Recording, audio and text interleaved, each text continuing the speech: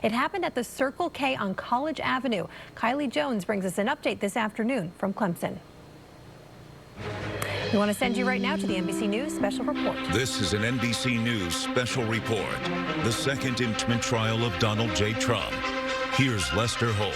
Good day, everyone. We want to welcome you to day 3 of NBC News live coverage of the second impeachment trial of Donald Trump. Today, the Democratic House managers, the prosecution, will conclude their case that then President Trump incited an insurrection, the violent and deadly January 6th attack on the Capitol by a mob of Trump supporters. Their presentation yesterday was a chilling timeline of that assault, featuring graphic, previously unreleased security video that showed just how close the attackers came to lawmakers and to Vice President Mike Pence. There may be more explicit video evidence today, so we should warn you that viewers that we will not be censoring it. The managers expected to wrap up today, and then lawyers for President Trump begin their defense tomorrow with a final vote on whether to convict, likely within days. We have it all covered. And once again, we begin with Casey Hunt on Capitol Hill. Casey, what can we expect today? Lester, good afternoon. This is, of course, going to be the wrap-up, as you mentioned, of the House Democratic impeachment managers' arguments today. And while what we saw yesterday focused on the president's actions ahead of time, the legal timeline leading up to what happened, and then, of course, what happened on the day, we can expect today to see what happened afterward. What actions did President Trump take or not take in the wake of the attack and the Capitol riot? How did he conduct himself, and what does that say about whether or not he is guilty of inciting an insurrection? So all signs say that yesterday was likely the most emotional day of testimony here, but that what we may hear today could be critical to making the case that Trump deserves to be convicted here, Lester. Casey, thanks very much. They have just concluded the Pledge of Allegiance and are about to begin. Again, this is the last day of the prosecution's case against Donald Trump. Let's take you right now to the floor as you can see the managers and the defense taking their place. Senator Leahy presiding. Let's listen. The journal proceedings of the trial are approved to date, and I'd ask the Sergeant-at-Arms to make the proclamation. Hear ye, hear ye, hear ye. All persons are commanded to keep silence on pain of imprisonment while the Senate of the United States is sitting for the trial of the article of impeachment exhibited by the House of Representatives against Donald John Trump, former President of the United States. The Senate will be in order, and the majority leaders recognized. For the information of senators, it's my understanding the schedule today will be similar to yesterday's proceedings. We'll plan to take a short break every 2-3 hours, and we'll accommodate a 30-minute recess for dinner, assuming it is needed. Then, pursuant to the provisions of Senate Resolution 47, the managers for the House of Representatives have 8 hours remaining to make the presentation of their case. And the Senate will now hear you. And the presiding officer recognizes Mr. Manager Raskin to continue the presentation of the case for the House of Representatives. Mr. President, thank you. Distinguished senators, Representative DeGette of Colorado will now show how the insurrectionists themselves believed that they were following President Trump's marching orders.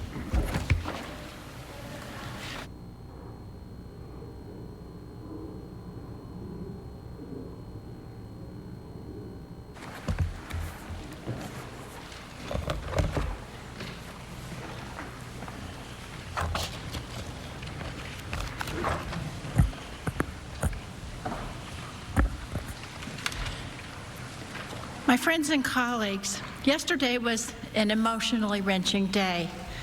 As I watched the footage of the violence in the Capitol building, my own experience flooded back to me. I was one of the unlucky members who was stuck in the House gallery, along with Congresswoman Dean. As the House floor was cleared beneath us of members and staff, we could see the mob pounding on the door to the House chamber. We could see the Capitol police officers inside the chamber pull their guns and point them at the intruders. Then we heard gunshots on the other side, and we flung ourselves down on the floor and removed our member pins. Then we heard pounding on the very flimsy gallery doors right up above us. Finally, after that situation for some time, we were told to run out of a door at the end of the gallery.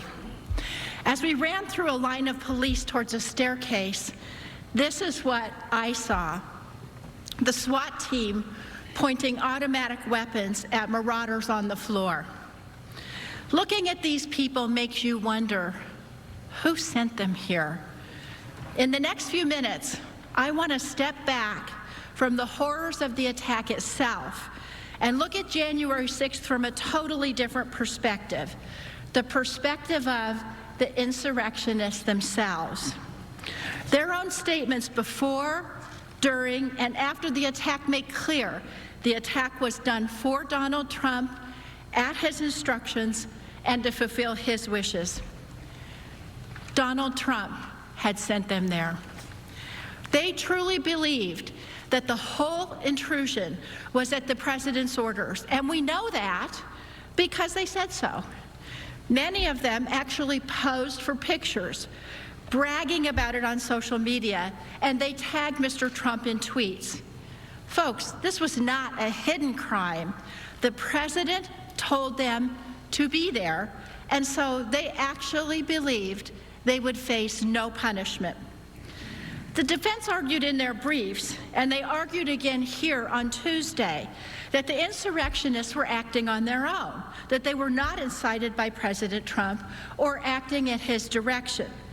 This is in their brief, quote, "They did so of their own accord and for their own reasons and are being criminally prosecuted." But that's just not the case. It's not what the insurrectionists actually said. They said they came here because the president instructed them to do so. Leading up to the attack, the insurrectionists said they were coming to D.C. for President Trump. He invited them with clear instructions for a specific time and place and with clear orders. Stop the fight, or to fight to stop the certification in Congress by any means necessary. The crowd at Donald Trump's speech echoed and chanted his words. And when people in the crowd followed his direction and marched to the Capitol, they chanted the same words as they breached this building. Now let's return to this speech for a moment. During the rally, President Trump led the crowd in a Stop the Steal chant. Here's what that chant sounded like from the crowd's perspective. There's a favorite term that all of you people really came up with. We will stop the steal.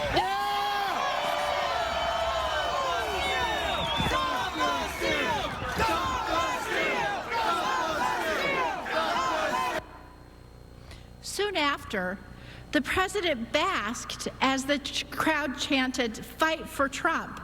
And when he incited the crowd to show strength, people responded. Storm the Capitol, invade the Capitol. Here are both of those moments, but from the crowd's perspective.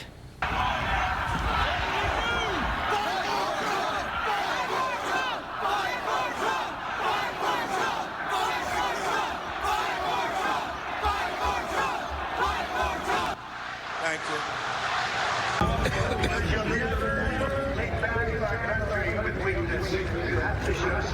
Yes. Invade the Capitol building. We also have another perspective from this moment, online extremist chatter. At the same time as the people in the crowd shouted, "Take the Capitol building," as President Trump said, "Show strength," a person posted to Parler saying, quote, "Time to fight, civil war is upon us." Another user said, quote, "We are going to have a civil war, get ready."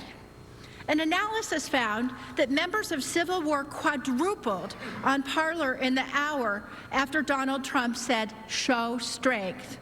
When the insurrectionists got to the Capitol, they continued those rally cries. Insurrectionists holding Confederate flags and brandishing weapons cheered the president's very words.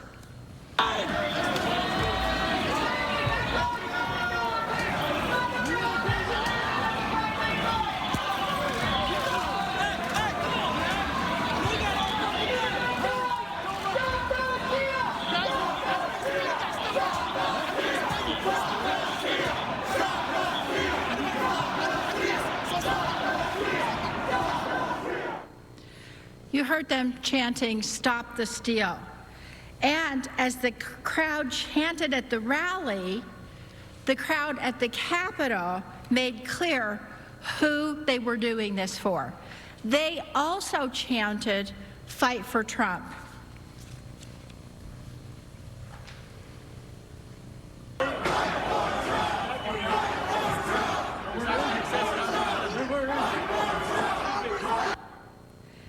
And it wasn't just that they were doing this for Mr. Trump, they were following his instructions.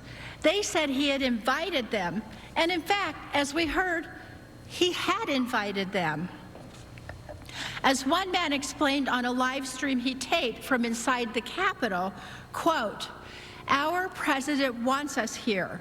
We wait and take orders from our president." Footage from inside the Capitol shows when the insurrectionists first got into the building and confronted police, the mob screamed at the officers that they were listening to President Trump. We're outnumbered. There's a fucking million of us out there, and we are listening to Trump. You're the boss.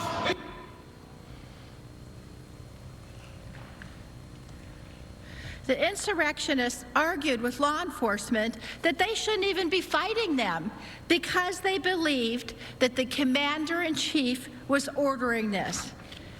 This was the person's understanding. When President-elect Biden went on television that day to demand an end to the siege, one woman asked this. Does he not realize President Trump called us to siege the place? The examples of these types of comments are endless. Don't worry, I won't play all of them. But it wasn't just the words of the insurrectionists that proved that they did this in response to orders from their commander-in-chief. We can see this in the fact that they were not hiding. One rioter in a live stream at the Capitol said, quote, "He'll be happy. We're fighting for Trump." Let's call Trump, yes! Dude, let's tell Trump what's up. Trump would be very upset. And he'd be like, no, just say we love him. We love you, bro. No, he'll be happy. What do you mean? We're fighting for Trump. And again, this was not an isolated incident. The individuals in this slide posted photos of themselves committing these crimes. Trump supporters who had broken into the Capitol were taking selfies, streaming live videos, and posing. In fact, they wanted the president to know, "This is me." In fact, you can see the person wrote on his own posting, "This is me." And if there were any remaining doubt, after hours of prompting, when President Trump finally told the insurrectionists to go home, only then did some of them begin to listen. As you previously saw, at 4:17 p.m., Mr. Trump released a pre-recorded video saying to the mob, "Go home, we love you, you're very special." Shortly after he tweeted this video, a few of the insurrectionists who had seen it could be claiming victory and telling people to go home because of Donald Trump's message and instructions. You saw earlier the insurrectionist Jacob Chansley, who told someone, quote, "We won the day." A little before that video of Chansley, he said the same thing to the crowd through a bullhorn and instructed them to go home because of the video that President Trump had tweeted. Let's watch. We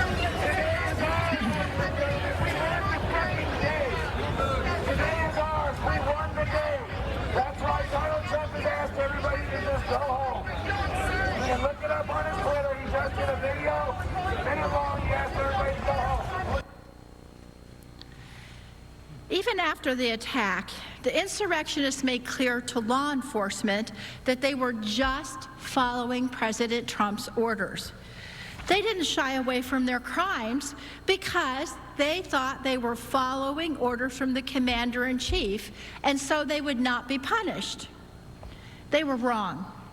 After the attack, there were dozens of arrests. These were federal offenses, including assaulting the police. When law enforcement interviewed the people who were at the Capitol on January 6th, they once again said it was because the president told them to be there. Robert Sanford was seen in this widely circulated video throwing a fire extinguisher that struck a Capitol police officer outside the building.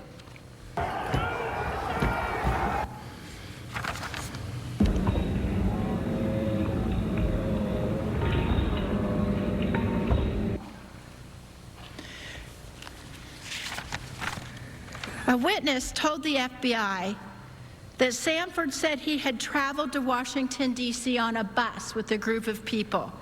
The group had gone to the White House and listened to Donald J. Trump's speech, and then had followed the president's instructions and gone to the Capitol. Folks, the insurrectionists didn't just make this up. As Sanford's lawyer explained, you're being told you've got to fight like hell. Does fight like hell mean you throw things at people? Maybe. The lawyer added that his client, quote, wouldn't have been there if it weren't for the president. Now, Sanford wasn't the exception. He was the rule. In their statements after the attack, insurrectionists routinely echoed what they had said before and during the attack. They were there because the president told them to be. Now look, the lawyers who are saying that their clients were told to commit these acts by Mr. Trump, well, they know that putting the blame on the president doesn't exonerate their clients. They're just saying it, frankly, because that's exactly what happened. Another Trump supporter who's been federally charged is Texas real estate agent Jennifer Ryan. Now, Ms. Ryan has given many TV interviews in which she says she was only doing what the president asked her and others to do. She also recorded video before the rally talking about the mob's plans for violence. And here's what she said. Personally, I do not feel a sense of shame or guilt from my heart from what I was doing. I thought I was following my president. I thought I was following what we were called to do. He asked us to fly there. He asked us to be there. So I was doing what he asked us to do. Ultimately, yes, we were going in solidarity with President Trump. President Trump requested that we be in D.C. on the 6th. So this was our way of going and stopping this deal. If it comes down to war, guess what? I'm going to be there. We're all going to be up here, and we're going to be breaking those windows. Yet another Trump supporter who was arrested after breaching the Capitol, Douglas Sweet, explained in a media interview why he did it. Referring to Donald Trump, Mr. Sweet said, quote, he said, hey, I need my digital soldiers to show up on January 6th, and we all did. Some of these individuals who joined in the attack on our Capitol did so as part of violent racist groups, which have been officially condemned by our government. Daniel Goodwin is a self-proclaimed member of the Proud Boys. He was one of many. On November 7th, Goodwin tweeted a picture showing the Proud Boys logo surrounded by "Stand back and stand by," and the quote, again, "Stand back and stand by," and await orders from our commander-in-chief. Look closely at this slide. You are looking at an image of Goodwin's own tweet. He was such a loyal follower of President Trump that he used the president's photo as his own profile picture on Twitter. Now remember, President Trump told them to stand back and stand by at the debate. They took it as a call to arms. And when he called them to arms, they were all ready to act. They were waiting for their orders, which they got on January 6th.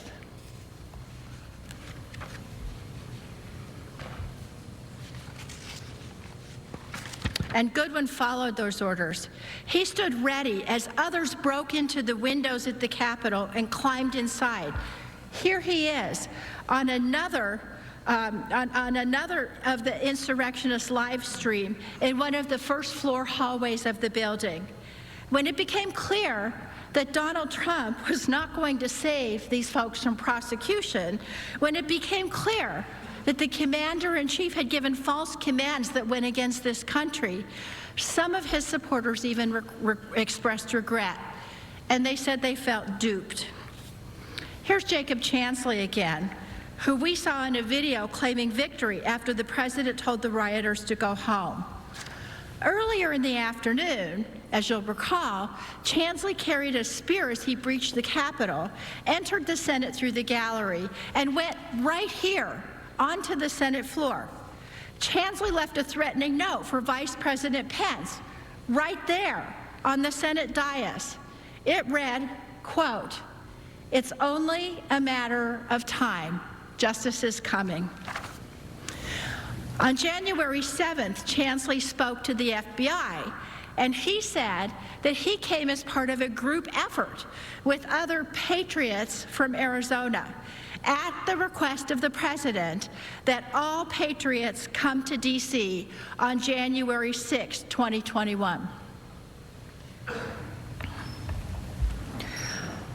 On January 14th, Chansley's lawyer gave an interview to Chris Cuomo in which he said that Chansley was there, quote, "at the invitation of our president, who said he would walk down Pennsylvania Avenue with him."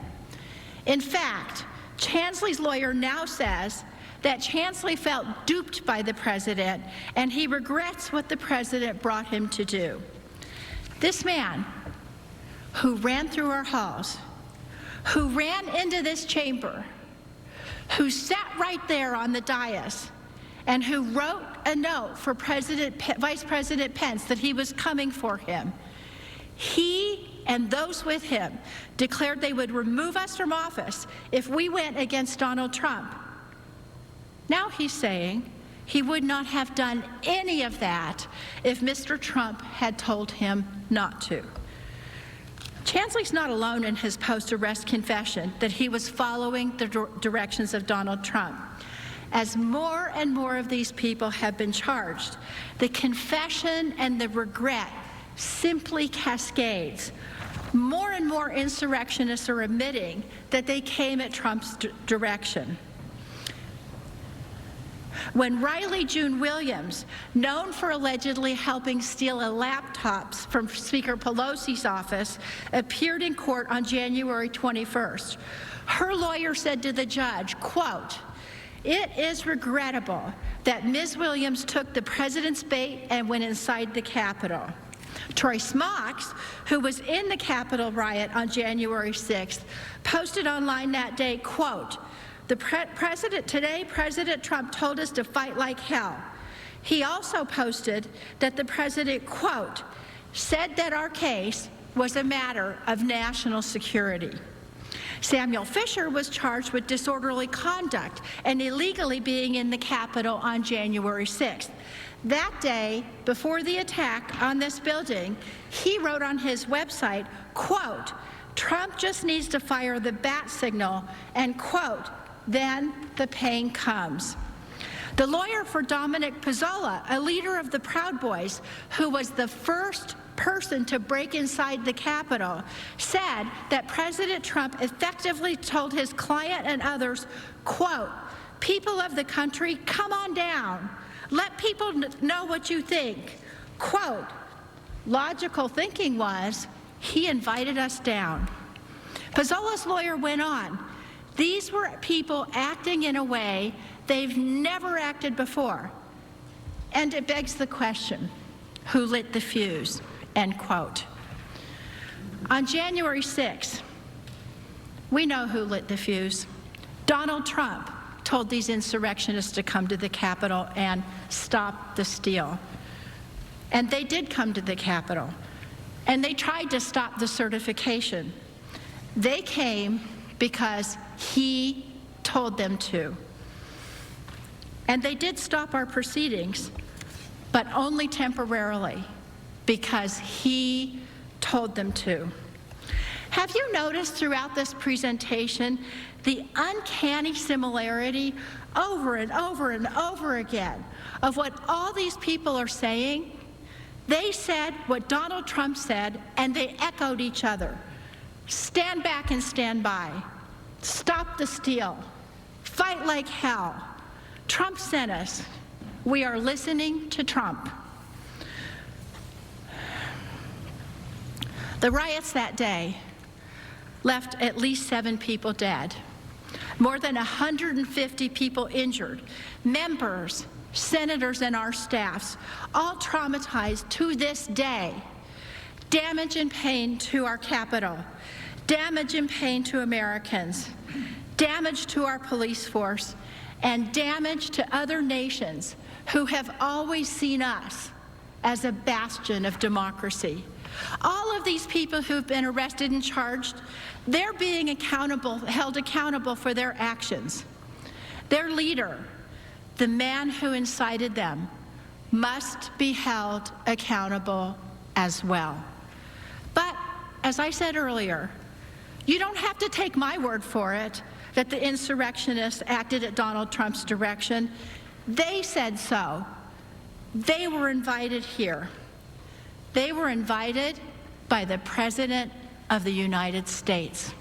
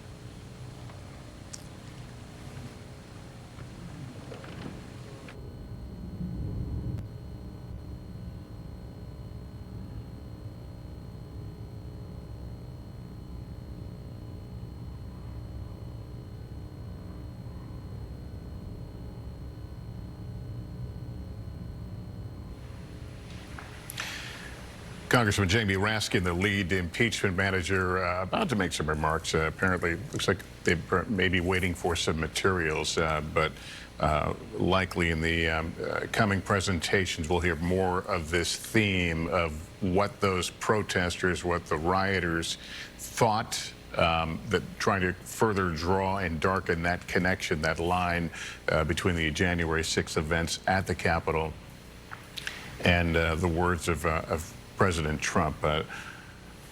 Chuck Todd is with me right now. Chuck, what are your thoughts on this early part of this presentation as they turn a corner from some of the more graphic images of yesterday? Representative DeGette just showed how the insurrectionists believed and understood themselves to be following President Trump's marching orders. She explained in chilling detail how they were acting in perfect alignment with his political instructions and his explicit strategy to retain power. They did what he told them to do. This pro-Trump insurrection did not spring into life out of thin air. We saw how Trump spent months cultivating America's most dangerous extremist groups. We saw how he riled them up with corrosive lies and violent rhetoric, so much so that they were ready and eager for their most dangerous mission, invalidating the will of the people to keep Donald Trump in office. But we must remember that this was not the first time Donald Trump had inflamed and incited a mob.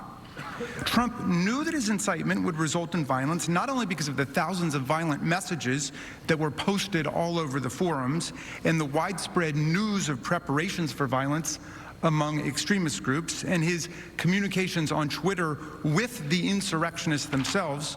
He knew it also because he'd seen many of the exact same groups he was mobilizing participate in extremist violence before.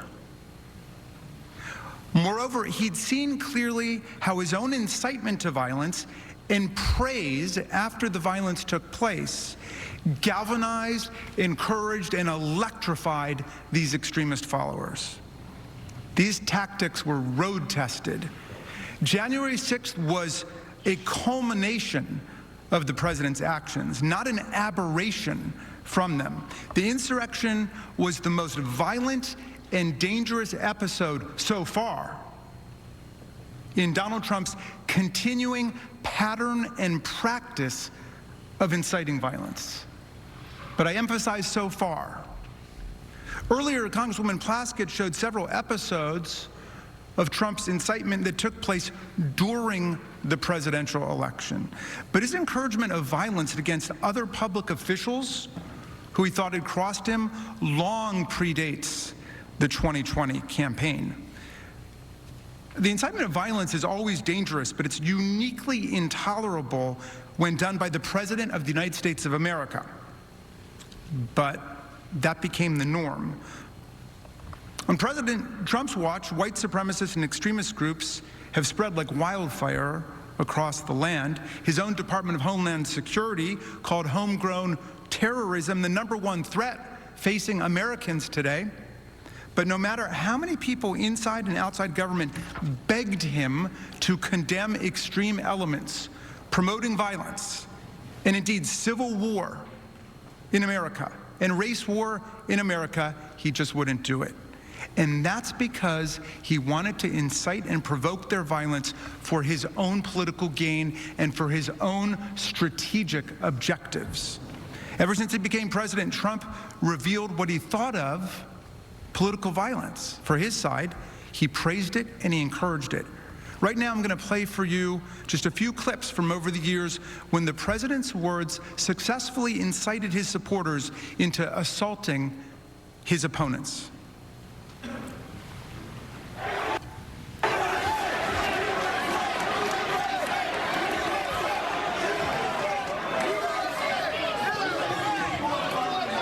See, the first group, I was nice. Oh, take your time. The second group, I was pretty nice. The third group, I'll be a little more violent. And the fourth group, I'll say, get the hell out of here.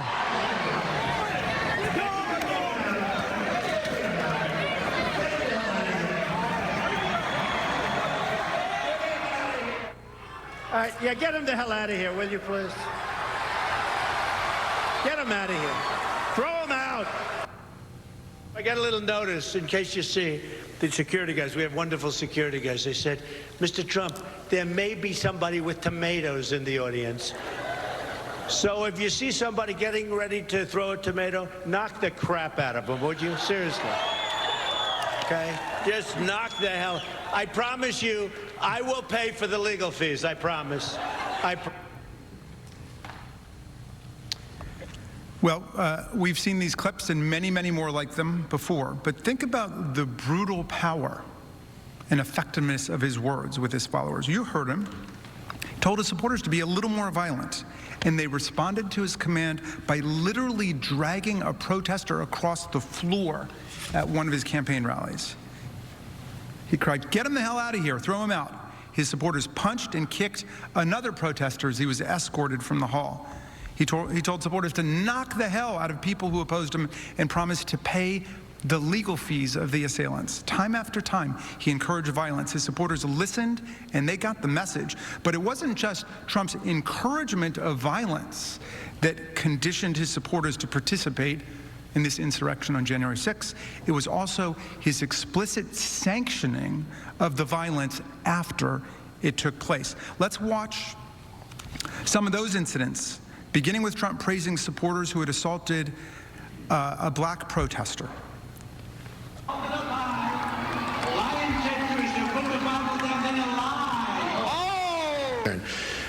But we've had a couple that were really violent, and the particular one, when I said like to bang him, that was a very you know, he was a guy who was swinging very loud and then started swinging at the audience. And you know what? The audience swung back. And I thought it was very, very appropriate. He was swinging, he was hitting people, and the audience hit back. And that's what we need a little bit more of. And what we'll talk to you about that later. Yeah, but there's not going to be time. I'm just curious if you have the speak right with now. Shane, please. But you don't. Sick and tired of you guys. The last time you came here, you did the same thing. Get the hell out of here. Get the hell out of here. The last guy did the same thing. You were the Guardian? Yes, and you just broke my glasses. The last guy did the same damn thing. You just body slammed me and broke my glasses. But Greg is smart. And by the way, never wrestle him. You understand that? Never. Any guy that can do a body slam, he's my kind.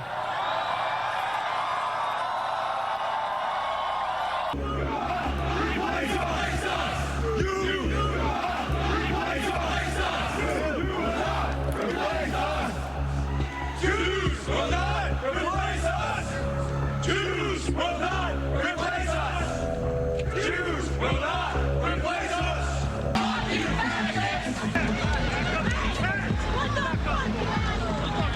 I'm not even saying we're non-violent. I'm saying that fucking we didn't aggress. We did not initiate force against anybody. We're not non-violent. We'll fucking kill these people if we have to.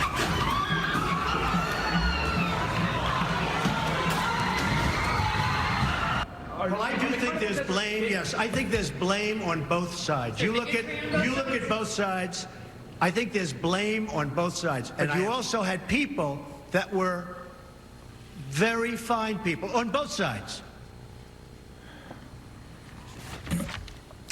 So just in case you didn't catch all of that, the president praised a Republican candidate who assaulted a journalist as my kind of guy. He said there were, quote, very fine people on both sides when the neo-Nazis, the Klansmen, and Proud Boys invaded the city, the great city of Charlottesville, and killed Heather Heyer. And he said that an attack on a black protester at one of his rallies was very, very appropriate.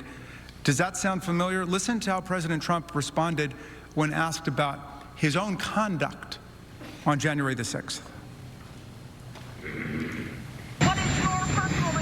So if you read my speech, and many people have done it, it's been analyzed, and people thought that what I said was totally appropriate. So there the pattern is, staring us in the face. Very, very appropriate, he said after a man was assaulted at one of his rallies. Totally appropriate was how he characterized his incitement on January 6th, meaning that, of course, if given the chance, he would gladly do it again, because why would he not engage in totally appropriate conduct? An examination of his past statements makes it clear that when Donald Trump tells a crowd, as he did on January 6th, fight like hell, or you won't have a country anymore, he meant for them to fight like hell. On January 6th, that became clear to all of America. Now, let's consider the events, senators, that took place last year in Michigan, where President Trump demonstrated his willingness and his ability to incite violence against government officials who he thought were getting in his way. When responding to extremist plots in Michigan, Trump showed he knew how to use the power of a mob to advance his political objectives. Beginning in March, Trump leveled attacks on Michigan Governor Gretchen Whitmer for the coronavirus policies in her state. On March 17th, the day after Governor Whitmer pushed the federal government to better support the states on COVID-19, Trump criticized her handling of the pandemic, tweeting, Failing Michigan governor must work harder and be much more proactive.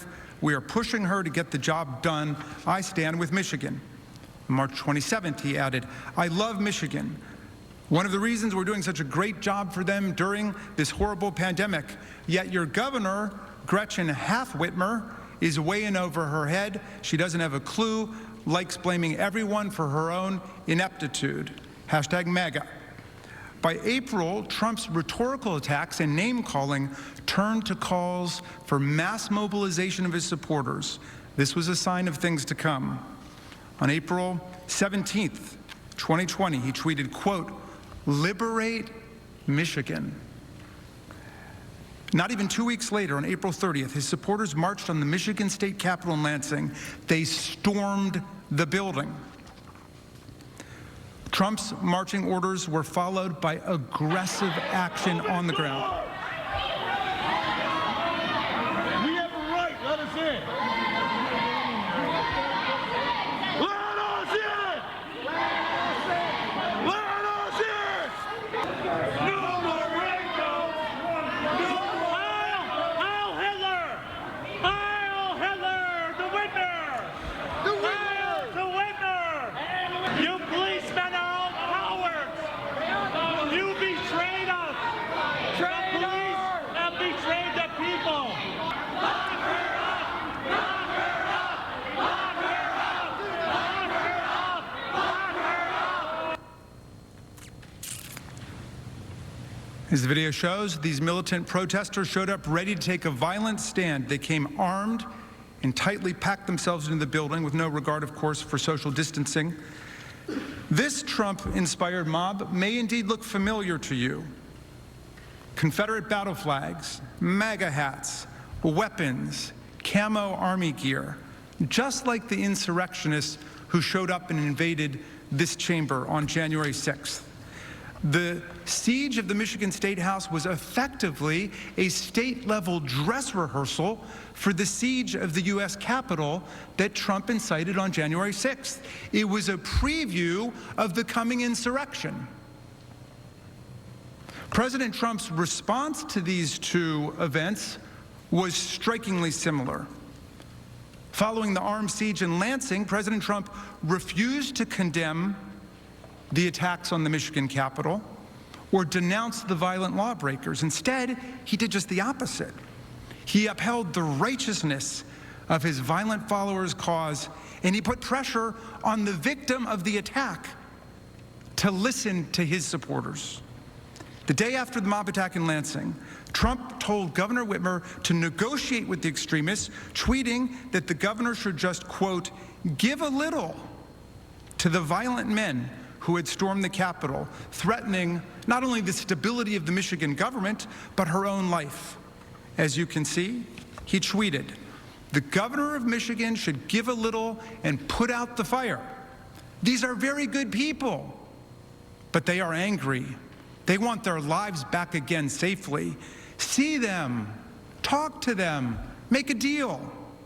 The president says heavily armed extremists carrying Confederate battle flags and pushing past police to overtake the Michigan State House chamber are very good people and just negotiate with them. It's clear he doesn't think that they're at fault in any way at all. But April 30th wasn't the only time Trump supporters stormed the Michigan Capitol. Emboldened by his praise and his encouragement and support, they escalated again. Governor Whitmer refused to capitulate to the president's demand to negotiate with them. 2 weeks later, on May 14th, Trump's mob again stormed the state capitol. This time, as you can see here, one man brought a doll with a noose around the neck, foreshadowing the appearance of the large gallows erected outside of this building, downstairs from here on January 6th, as the crowd chanted, and I still can hear the words ringing in my ear, hang Mike Pence, hang Mike Pence, hang Mike Pence. Over the coming months, even after a crowd threatening Governor Whitmer stormed the Capitol, Trump continued to assail her in public. At a rally in Michigan on September 10th, Trump whipped up the crowd against Governor Whitmer, saying, quote, she doesn't have a clue about reopening her own state's economy. The crowd cheered. Then, on October 8th, The precise consequences of the president's incitement to violence were revealed to the whole world. Look at this. 13 men were arrested by the FBI for plotting to storm the Michigan State Capitol building, launch a civil war, kidnap Governor Whitmer, transport her to Wisconsin, and then try and execute her. This was an assassination conspiracy, a kidnapping conspiracy. Look at the language that they used. In the charging document, the FBI reported that one of the conspirators said he needed, quote, 200 men to storm the Capitol building and take political hostages, including the governor. The suspect called it a snatch and grab, man. Grab the effing governor. One of those men has already pled guilty to this conspiracy. The plot was well organized, just like the one that was coming on January the 6th. The men in Michigan even considered building Molotov cocktails to disarm police vehicles and attempted to construct their own IEDs, something that actually happened here on January 6th. Police authorities arrested extremists who had weapons and materials to build explosive devices, including one man found with an assault rifle and enough materials to make 11 Molotov cocktails. On September 17, 2020, one of the Michigan conspirators posted, "When the time comes, there will be no need to strike fear through presence. The fear will be manifested through bullets." And what did Donald Trump do as President of the United States to defend one of our nation's governors against a plotted kidnapping by violent insurrectionists? Did he publicly condemn violent domestic extremists who hoped and planned to launch a civil war in America? No, not at all.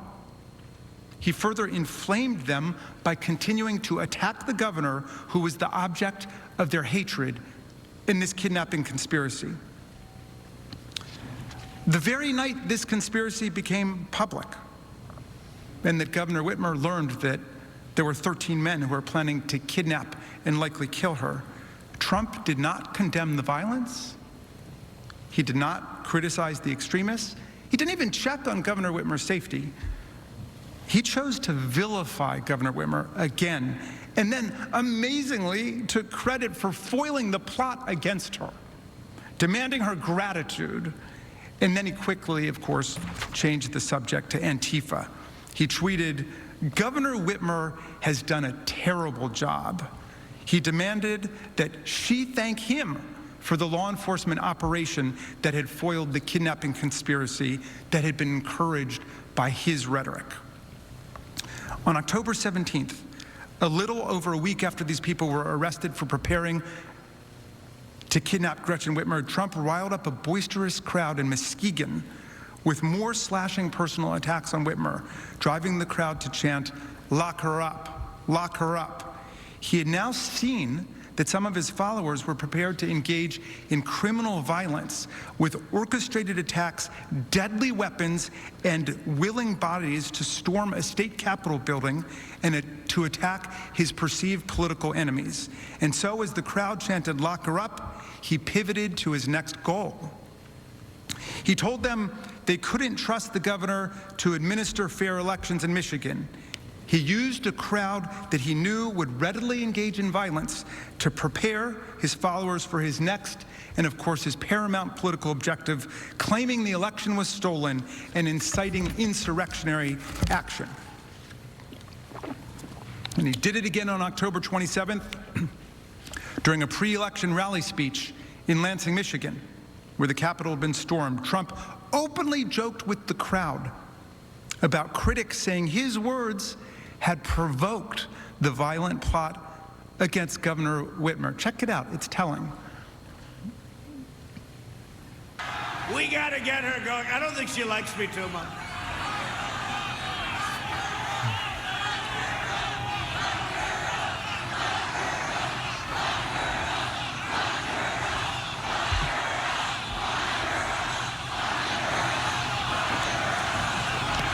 See, I don't comment on that, because every time if I make just even a little bit of a nod, they say, the president led them on. No, I don't have to lead you on. Even a little nod, they say, the president said. Your governor, at the urging of her husband, who has abused our system very badly, the only man allowed in the state of Michigan, the only man allowed to go sailing is her husband. No, your governor, I don't think she likes me too much. Hey, I'm the one, it was our people that helped her out with her problem. I mean, we'll have to see if it's a problem, right? People are entitled to say maybe it was a problem, maybe it wasn't. It was our people, my people, our people that helped her out.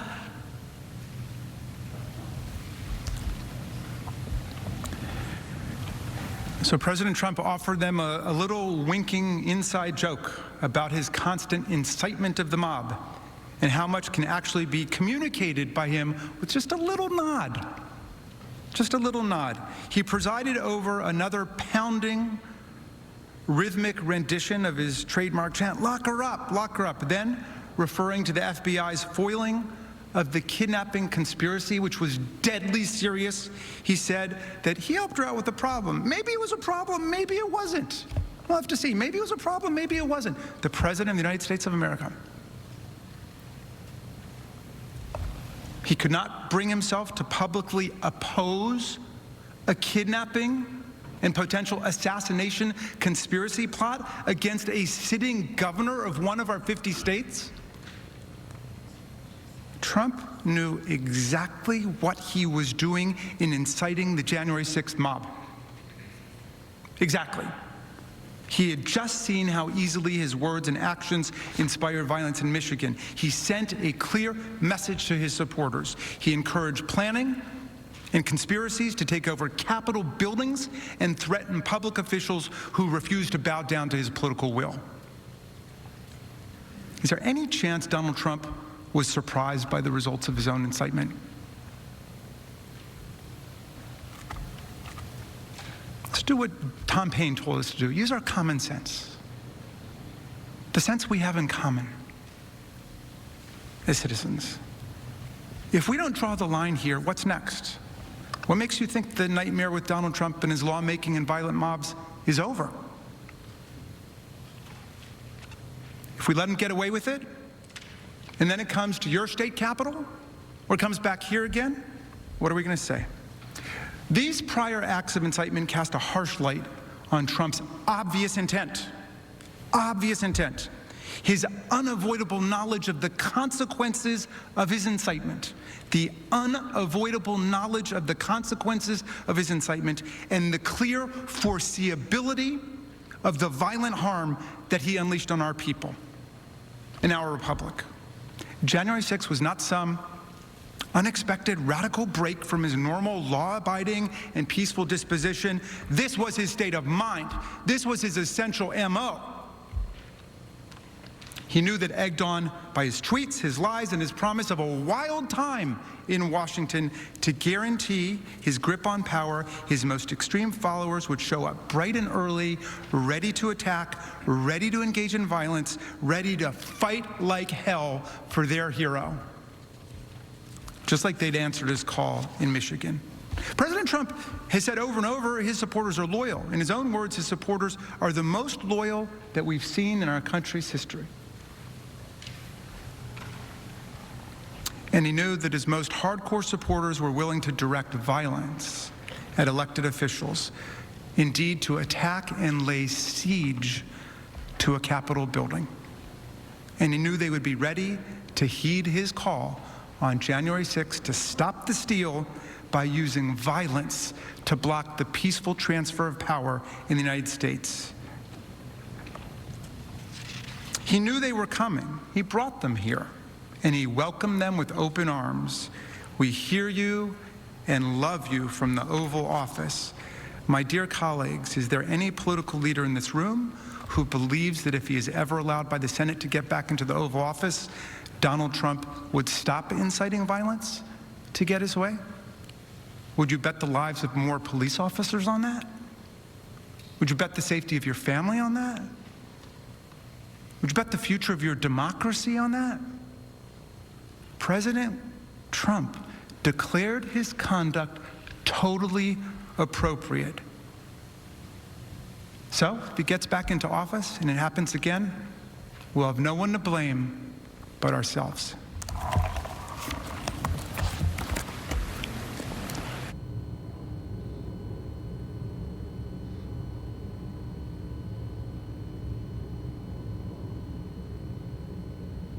Mr. Liu will return now to tell you about President Trump's total lack of remorse after the insurrection.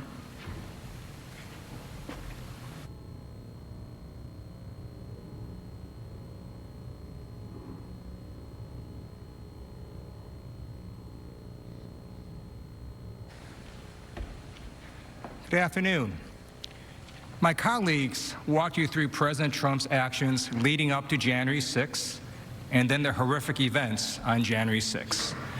And we saw both during the attack as well as in the days after the attack that this was a president who showed no remorse and took no accountability. In fact, quite the opposite. As Representative Raskin showed you, President Trump claimed that his actions were, quote, totally appropriate. Their assertion that everyone thought Donald Trump's actions were totally appropriate, including people in this room, is of course untrue. It is also dangerous. And that's why members of Congress and U.S. senators, former and current administration officials, state and local officials, all unequivocally confirmed what we witnessed with our own eyes, that Donald Trump's conduct was wrong, it was destructive, dishonorable, and un-American.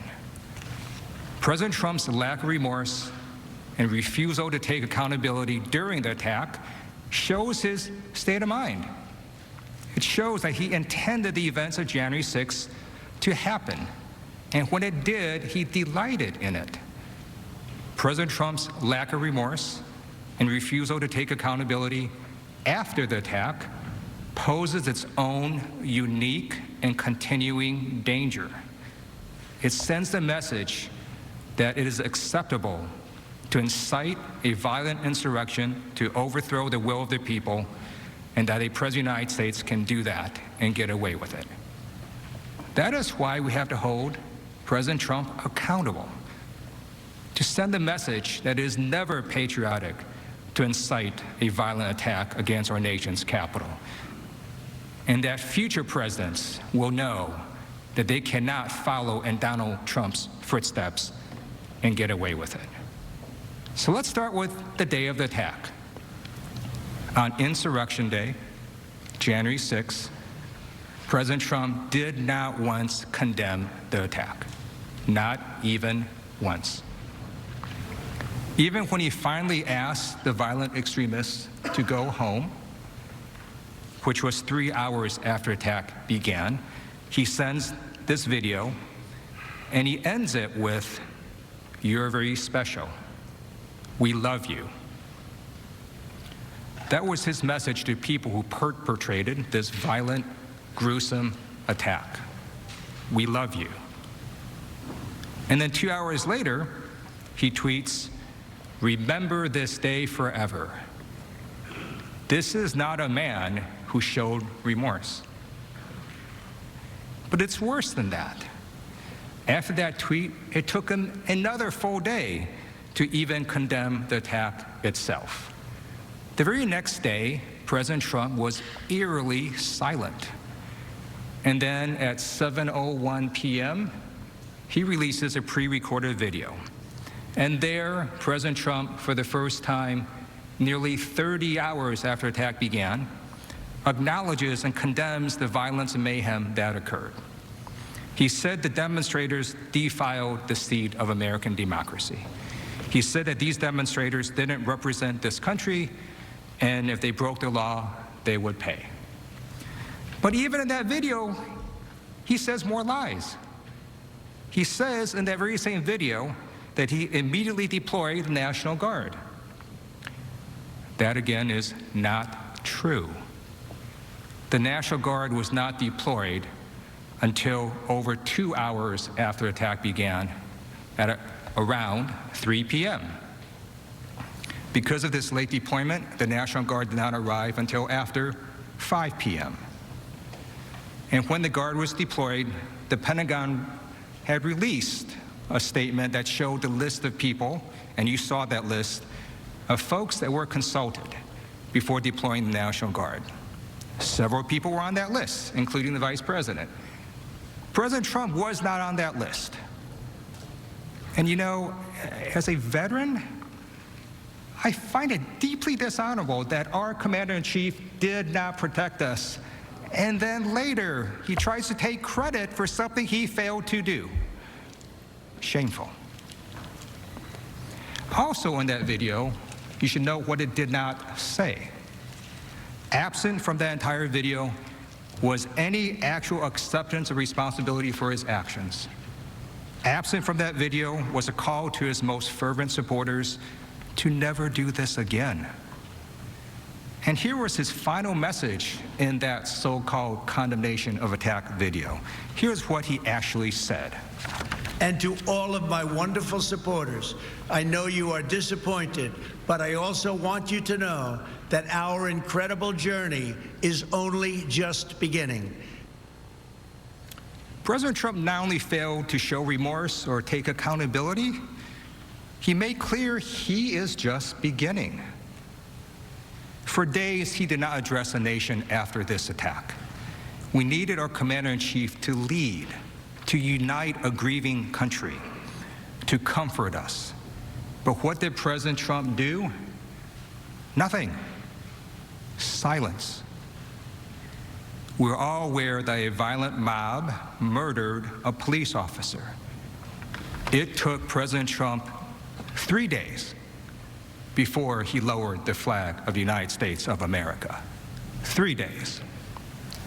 And President Trump, who was Commander-in-Chief at the time, did not attend and pay respects to the officer who lay in state in the very building that he died defending. Now, some people have argued that President Trump made a mistake, that he gets a mulligan. But we know President Trump didn't make a mistake. Because you see, when you or I make a mistake and something very bad happens, we would show remorse. We would accept responsibility. President Trump didn't do any of that. Why not? Because he intended what happened on January 6th. And how do we know that? He told us. On January 12th, as President Trump was boarding Air Force One to head to Texas, and you saw this video before, and I'm going to show it again, he was asked by a reporter, quote, "What is your role in what happened at the Capitol? What is your personal responsibility?" And this was his response. My speech and my words and my final paragraph, my final sentence, and everybody to the T thought it was totally appropriate. On January 12th, President Trump had seen the violent attack on the Capitol. He knew the people that died. And his message to all of us was that his conduct was totally appropriate. I'm a former prosecutor, and we're trained to recognize lack of remorse. But it doesn't take a prosecutor to understand that President Trump was not showing remorse. He was showing defiance. He was telling us that he would do this again, that he could do this again, that he and future presidents can run for national election, lose the election, inflame the supporters for months, and then incite an insurrection, and that would be totally appropriate. 1 week after the attack, on January 13th, President Trump, in response to continuing bipartisan criticism, releases another video. Here's part of what he said. I want to be very clear. I unequivocally condemn the violence that we saw last week. Violence and vandalism have absolutely no place in our country and no place in our movement. President Trump, of course, had to make that statement. He needed to unequivocally condemn the attack. But he also needed to mean those words. You saw Donald Trump tweet endless attacks, sometimes 108 tweets in a day, and in public speeches and across rallies, repeating words of fight and stop the steal and never surrender. You know what it looks like when President Trump wants to convey a message. Forcefully, loudly, and repeatedly, he does that. This video sent after a week of the attack was not that. And we know this because in this video, he again does not show remorse, does not take responsibility. He again does not acknowledge his role in the insurrection. He does not say in that video, for example, everything I said in the months prior went too far. And he does not say the one sentence that matters. He does not say the one sentence that would stop future political violence. The election was not stolen. He still hasn't said that sentence. That is why National Guard troops in full body armor still patrol outside. Reports from the White House also confirm that President Trump believed he was, quote, forced by the bipartisan fear after the insurrection to acknowledge the new administration. We know he did not stand behind his belated condemnation because those around him confirmed it. And behind closed doors, sources confirmed that President Trump still refused to directly acknowledge his election loss to Joe Biden and refused to even attend the peaceful transition of power, the first president in modern history. President Trump even reportedly, while watching the impeachment vote, quote, focused his ire on the Republicans who voted for his impeachment, peppering aides with questions about what he could do to exact revenge. President Trump has made clear that if he is not held accountable, he will not be accountable. He will not stop. Now, President Trump would have his base and the world believe that his conduct was totally appropriate. It is important to impeach that falsehood, to make clear to his supporters and everyone watching that what Donald Trump did was not acceptable. In fact, quite the opposite. People in his own party, state officials, former officials, current officials, members of Congress, have all unambiguously and passionately said that what Donald Trump did was, quote, disgraceful, shameful, and they've called his behavior existential and wrong. And they said that his actions gave rise to one of the darkest chapters in United States history. Let's hear what some of these officials had to say. Here are Governors Spencer Cox, Charlie Baker, Mike DeWine, Larry Hogan, and Phil Scott. People have to be held accountable, and yes, that includes the president. It's important to remember that they were the culmination of months of President Trump repeating over and over again that the American electoral system is a fraud.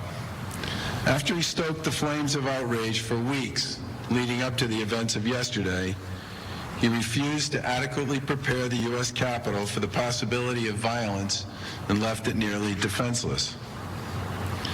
His remarks during and after the travesty of the attack on the Capitol were disgraceful. President Trump's continued refusal to accept the election results without producing credible evidence of a rigged election has started a fire that has threatened to burn down our democracy. This incendiary speech yesterday, when he gave preceding the march that he gave to the protesters, served only to fan those flames. I proudly stood by my father's side at age 12 on the floor of the House chamber as we both took the oath of office, an oath to support and defend the Constitution of the United States. It's clear to me that President Trump has abandoned this sacred oath. Seeing our Capitol, a symbol of democracy around the world, stormed by an angry mob was heartbreaking. And let me be clear, these actions were not patriotic, and these people are not patriots.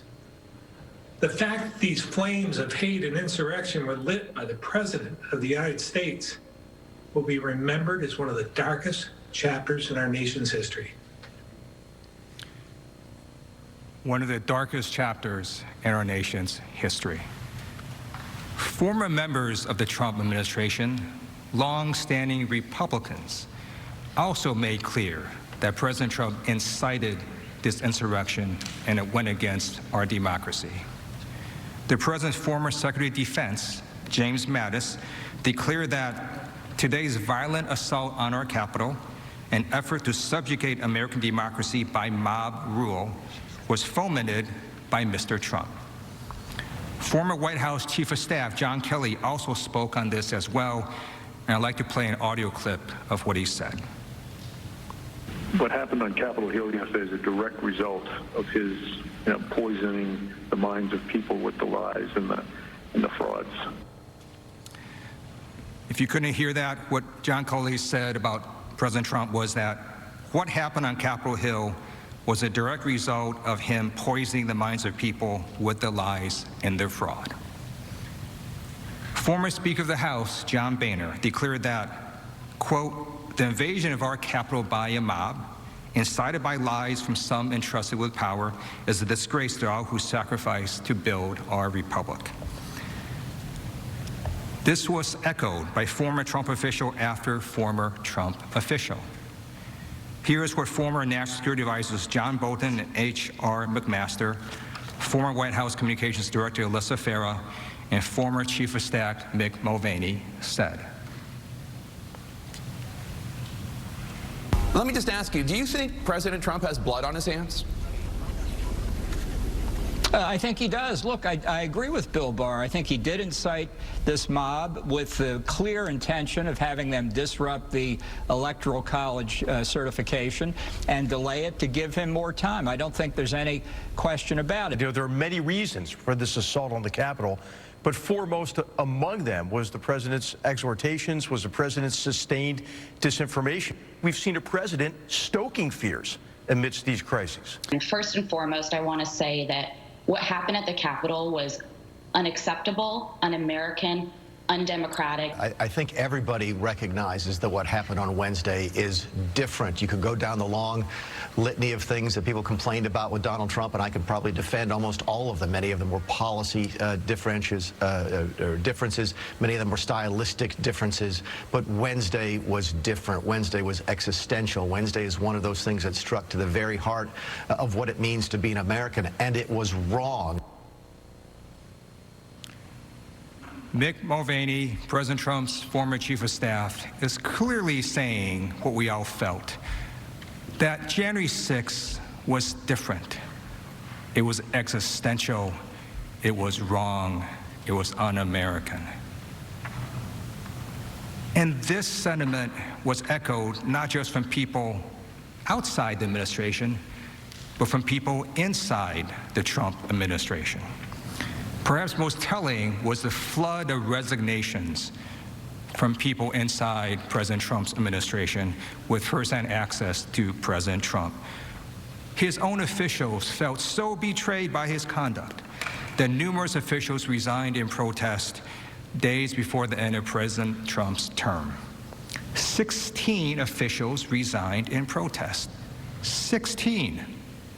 They all took this dramatic action of resigning because they saw the clear link between President Trump's conduct and the violent insurrection.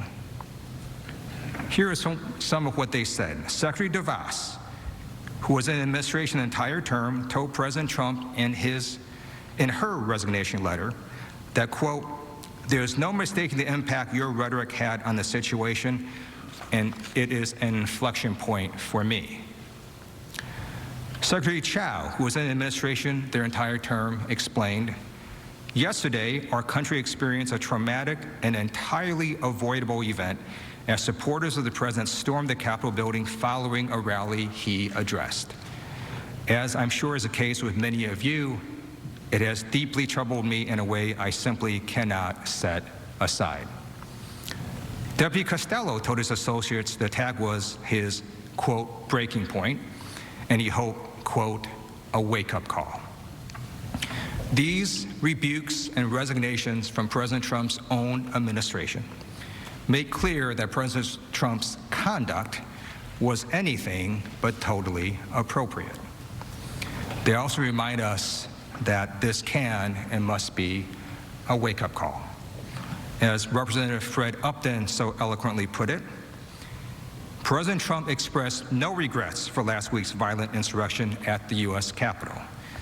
This sends exactly the wrong signal to those of us who support the very core of our democratic principles and took a solemn oath to the Constitution.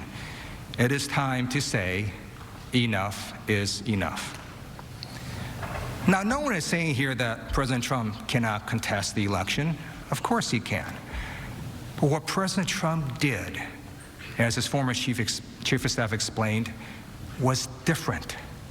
It was dishonorable, it was un-American, and it resulted in fatalities.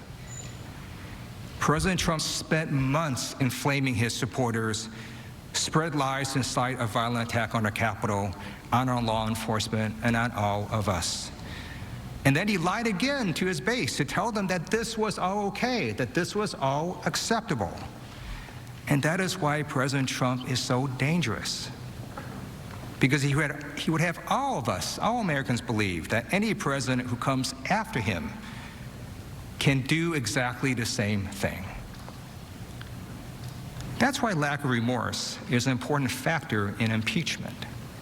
Because impeachment, conviction, and disqualification is not just about the past, it's about the future. It's making sure that no future official, no future president does the same exact thing President Trump does. President Trump's lack of remorse shows that he will undoubtedly cause future harm if allowed, because he still refuses to account for his previous high-grade crime against our government. You know, I'm not afraid of Donald Trump running again in 4 years. I'm afraid he's going to run again and lose, because he can do this again. We're in an unusual situation, because despite President Trump's claim that everyone thinks what he did was fine, so many have come out and spoken so strongly and passionately about what happened here. I'd like to highlight a statement by Representative Anthony Gonzalez. He said, "The Vice President and both chambers of Congress had their lives put in grave danger as a result of the President's actions and the events leading up to and on January 6th. During the attack itself, the President abandoned his post while many members asked for help, thus further endangering all present. These are fundamental threats not just to people's lives, but to the very foundation of our republic." And now I'd like to show what members of Congress said leading up to the most bipartisan impeachment vote in U.S. history. Because I do want everyone watching, especially President Trump's supporters, to see firsthand what I believe we all feel, that what President Trump did was not appropriate, that it was not American, and that it absolutely cannot stand. What he has done and what he has caused here is something that we've never seen before in our history. All indications are that the president has become unmoored, not just from his duty, nor even his oath, but from reality itself. The president's role in this insurrection is undeniable, both on social media ahead of January 6th and in his speech that day. He deliberately promoted baseless theories, creating a combustible environment of misinformation and division. To allow the President of the United States to incite this attack without consequences is a direct threat to the future of this democracy. After this trial, I hope you'll come together and cast your vote and make absolutely clear how we as a Congress and as a nation feel about what Donald Trump did by convicting him. And to prevent this from being only the beginning, as President Trump said, and to deter future presidents who do not like the outcome of a national election from believing they can follow in President Trump's footsteps. It is what our Constitution requires. It is what our country deserves.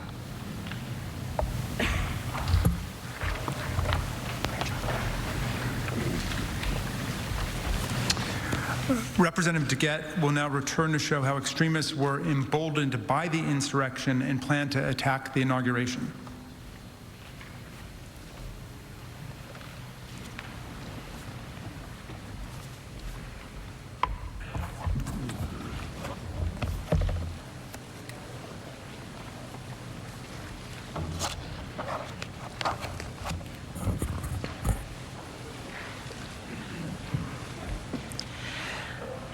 My colleagues have showed you the overwhelming evidence of how President Trump's conduct assembled, incited, and inflamed the mob. We showed how and why this attack, this violence, was not only foreseeable, but preventable. We showed that President Trump knew his conduct could and would result in violence, and that when the attack occurred, he did not fulfill his duty as commander-in-chief and defend us. Instead, he was delighted. Donald Trump incited a violent insurrection, and he failed to defend our nation, our Capitol, this Congress, and our law enforcement from the attack he incited. Now I want to turn to the impact, the long-term harm of this conduct. My colleagues and I will walk through the breadth and gravity of this harm. I'd like to start with the effect President Trump's conduct had on our domestic security. We saw firsthand how Donald Trump's conduct emboldened and escalated domestic violence extremists. These folks are known in the law enforcement community as DVEs. These threats were and are made worse by President Trump's refusal to take accountability and his refusal to forcibly denounce what his own FBI identified as some of the most dangerous elements of our country. Even as the attack was underway, he tweeted words of support to his violent supporters. And then, in the aftermath on January 7th, President Trump made it clear this was only the beginning. And to all of my wonderful supporters, I know you are disappointed, but I also want you to know that our incredible journey is only just beginning. And he was right. Unless we take action, the violence is only just beginning. In the aftermath of the attack, we saw a huge rise in threats from domestic violent extremists, including specific threats to the inauguration in D.C. and also to all 50 state capitals. Our intelligence agencies confirmed that in addition to these specific threats, President Trump's conduct emboldened the very same violent groups who initiated the attack and sparked new violent coalitions. These groups believe that they're following his orders. They believe that their acts of insurrection and violence are patriotic. Violence is never patriotic, and it's never American. It's not the Democratic way, and it's not the Republican way. After the attack, the nation's top defense and law enforcement agencies reported an increase in credible threats to the inauguration from Donald Trump's supporters. On January 13, 2021, a joint intelligence bulletin issued by the Department of Homeland Security, the FBI, and the National Counterterrorism Center found, quote, since the 6th January event, violent online rhetoric regarding the 20 January presidential inauguration has increased, with some calling for unspecified, quote, justice for the 6th January fatal shooting by law enforcement of a participant who had illegally entered the Capitol building, and another posting that, quote, many armed individuals would return on 19 January. The agencies also made clear why these threats were escalating, especially regarding the inauguration. The report explained that a primary motivating factor was, quote, the shared false narrative of a stolen election and opposition to the change in control of the executive and legislative branches of the federal government may lead some individuals to adopt the belief that there is no political solution to address their grievances and that violent action is necessary. In other words, President Trump's spreading of inflammatory disinformation about the election incited the insurrection on January 6th and may lead to further violence. Online, just as they did prior to the January 6th attack, Trump supporters took to the internet to organize and document their desire and plans for future violence at President Biden's inauguration.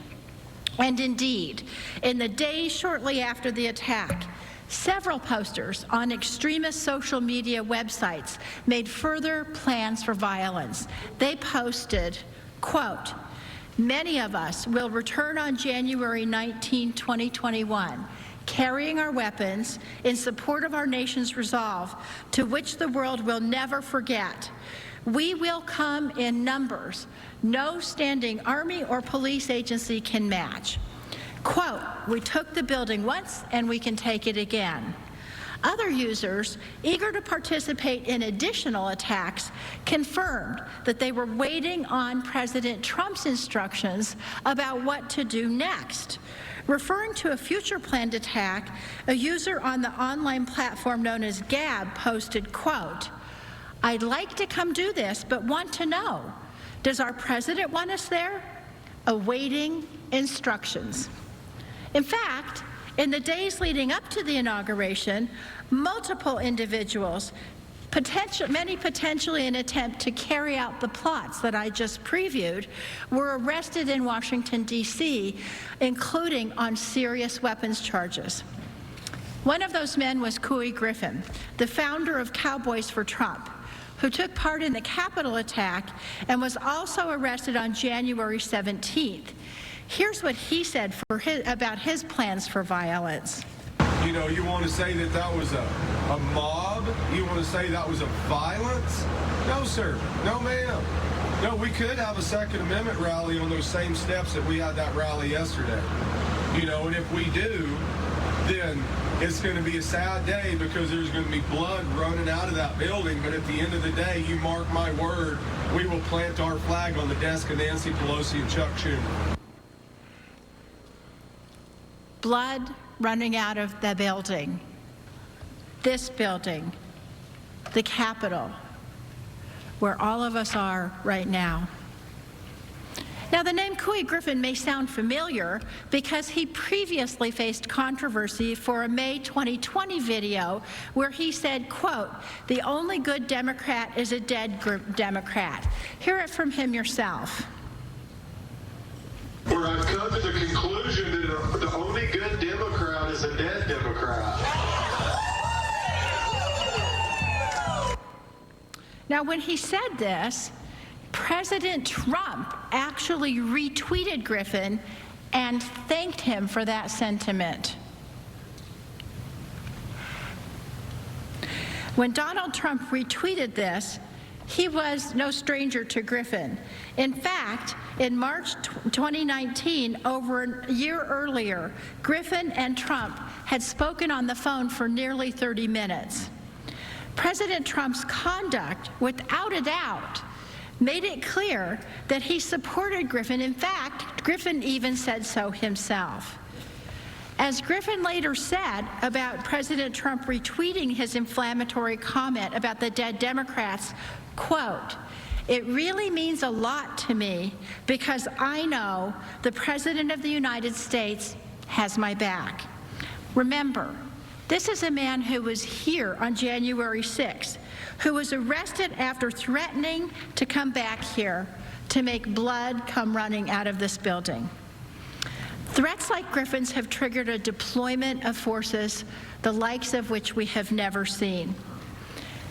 There were approximately 25,000 National Guard troops brought in from around the country to protect D.C. leading up to and on Inauguration Day. As you know, many of those troops are still here. Take a look at that.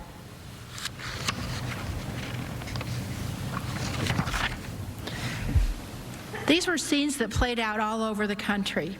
5 days following the siege on the Capitol, on January 11, 2021, the FBI warned that, quote, armed protests are being planned at all 50 state capitals from 16 January through at least 20 January, and at the U.S. Capitol from 17 January through 20 January. As a result, at least 21 states activated their National Guards in preparation for potential attacks.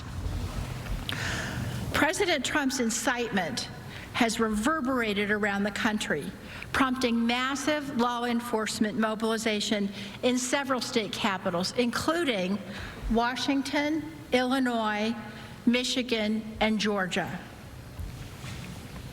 Look at these photos. This is what Donald Trump has done to America. This massive deployment of law enforcement has cost the taxpayers dearly. The National Guard deployment to D.C. alone is expected to cost at least $480 million. The bills are already also racking up in the states. North Carolina, South Carolina, Pennsylvania, Utah, and Wisconsin have each spent about $500,000 to safeguard their capitals in the run-up to the inauguration. Ohio spent $1.2 million over the same two-week period. And remember, this is at a time when state budgets are already suffering under the weight of the pandemic. Our brave service members showed up. Thanks to their dedication and their vigilance, the inauguration and the days leading up to it mercifully proceeded without incident. In fact, after news broke of law enforcement's preparedness for further attacks, leaders of the Proud Boys, the Three Percenters militia, the organizers of the Million MAGA March, they all now told their followers to avoid protests up to or leading up to the inauguration for fear that law enforcement would crush them and arrest rioters who showed up. Thank God there wasn't an insurrection sequel here on January 20th. But look at the price we've paid. The price that we're still paying. It's not just dollars and cents. This Capitol has become a fortress, as state capitals have all across the country. Our constituents no longer have access to the elected representatives. Every Democrat and Republican, including people who came here on January 6th peacefully, is paying the price. And it's not just a loss of access. It's a dimming of their freedom. It's a dimming of all of our freedom. We must uphold our oaths, as the tens of thousands of law enforcement officers have done in the wake of January 6th. Because if we do not, President Trump's mob stands ready for more attacks. Now, this should be no surprise. Having a commander-in-chief who incites violence has given life to the existing violent groups he spent years cultivating, and has inspired new coalitions among extremist groups who actually view January as a success. According to the FBI, President Trump's assemblage of his mob was particularly dangerous because, quote, in-person engagement between DVEs of differing ideological goals during the Capitol breach likely served to foster connections which may increase DVEs' willingness, capability, and motivation to attack and undermine a government they view as illegitimate. In other words, they all got to talking to each other. This bulletin by our own Intelligence Committee was also confirmed by concrete evidence. Rioters celebrated their roles in the January 6th attack on social media. They boasted about their success in breaching the Capitol and forcing members of Congress and the Vice President to evacuate. Take, for example, right-wing provocateur Nick Fuentes. The day before the Capitol insurrection, Fuentes said this on his internet show. What can you and I do to a state legislator besides kill him? Although we should not do that. I'm not advising that, but I mean, what else do you do, right? Fuentes was at the Capitol on January 6th and praised the insurrection on a live stream as glorious and awe-inspiring. He later said, quote, we forced a joint session of Congress and the Vice President to evacuate because Trump supporters were banging down and then successfully burst through the doors. Fuentes was not the only provocateur to revel in the violence. According to Mike Dunn, a member of the Boogaloo Boys, an anti-government movement whose adherents helped to lead multiple groups in storming the Capitol, the Boogaloo Boys will be, quote, working overtime to capitalize on the January 6th riots and hope it will lead to more action. They said, quote, just know there's more to come. Proud Boys members were bragging about the attack on the Capitol. One post on the Proud Boys Telegram channel said, people saw what we can do. They know what we're up to. They know and they want in. The leader of the Proud Boys himself sent the same message. Enrique Tarrio said the Proud Boys would be active during Biden's presidency. Tarrio stated, you're definitely going to see more of us. Extremist groups are also boasting that the attack on our Capitol is a boon for their recruitment efforts. 3% Security Force leader Chris Hill says he's been contacted by several people interested in joining since the insurrection. And as one expert who focuses on domestic extremism, Jared Holt, explained, by all measurable effects, this was a far-right extremist, one of the most successful attacks that they've ever launched. They're talking about this as the first stab in a greater revolution. And as indicated by Mr. Holt, their perceived success has given them encouragement to continue and to escalate attacks. Intelligence agencies have also noted that these extremist groups will, unfortunately, be targeting vulnerable minority communities in the U.S. A January 27, 2021 DHS bulletin warned, quote, long-standing racial and ethnic tension of the sort that led to a man killing 23 people at an El Paso Walmart will continue to grow and motivate further attacks. The January 13 Joint Intelligence Bulletin report stated that in addition to the other types of violence listed, DVEs may be incited to carry out more violence, including violence against racial, ethnic, and religious minorities and associated institutions, journalists, members of the LGBTQ+ community, and other targets common among some DVEs. These prejudiced elements could be seen visibly in the in the crowd that attacked the Capitol. Pictured here is Robert Packer. Robert Packer is an avowed white supremacist and Holocaust denier who proudly wore that sweatshirt which states, quote, Camp Auschwitz. These prejudiced elements could also be heard from the crowds. As you've heard, the insurrectionists that attacked the Capitol on January 6th hurled racial slurs, including at black police officers. One officer described the trauma he experienced when the rioters seized the Capitol. He said, quote, I'm a black officer. There was a lot of racism that day. I was called racial slurs, and in the moment, I didn't process this as traumatic. I was just trying to survive. I just wanted to get home, to see my daughter again. I couldn't show weakness. I finally reached a safe place, surrounded by officers. I was able to cry, to let it out, to attempt to process it. These extremist groups were emboldened because President Trump told them repeatedly that their insurrectionist activities were the pinnacle of patriotism. Well, let today be the day that we reclaim the definition of patriotism.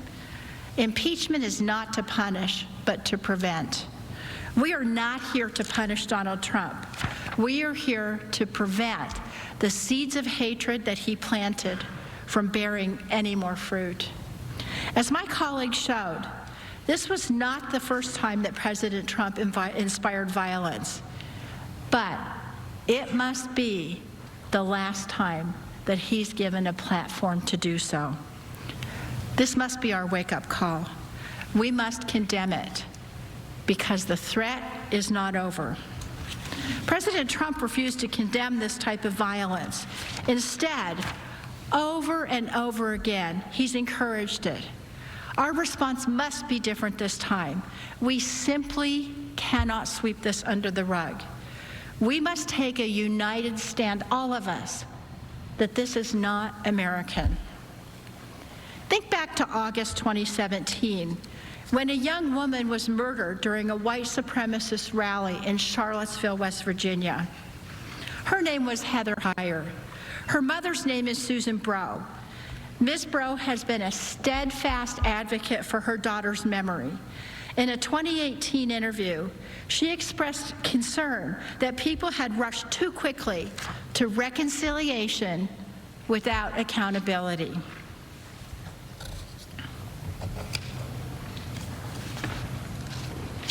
If you rush to heal, if you rush to everybody grab each other and sing Kumbaya, then we've accomplished nothing, and we'll be right back here in a few years.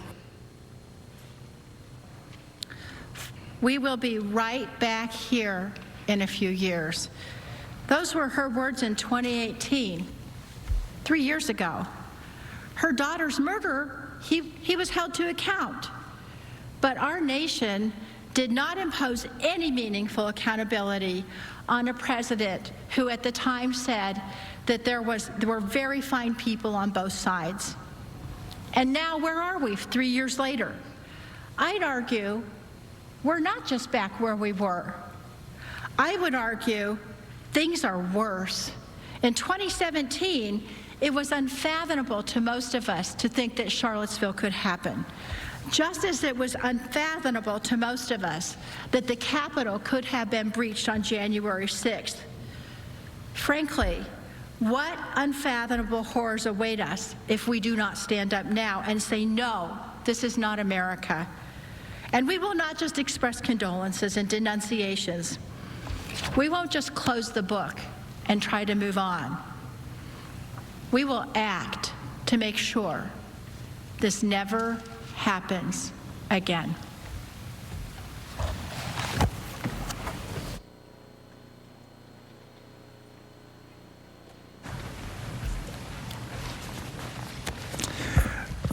Representatives Cicilline and Liu will now come to show the harm done and the damage done to Congress and our democratic process. Mr. Cicilline.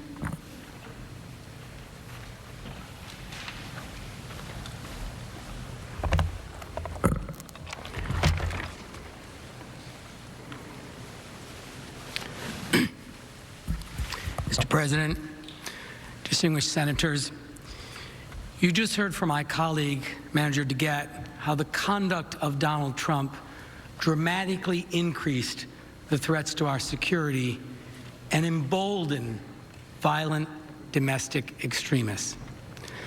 I'd like to now turn to the harm that was caused here, inside these walls, as a result of the conduct on January 6th.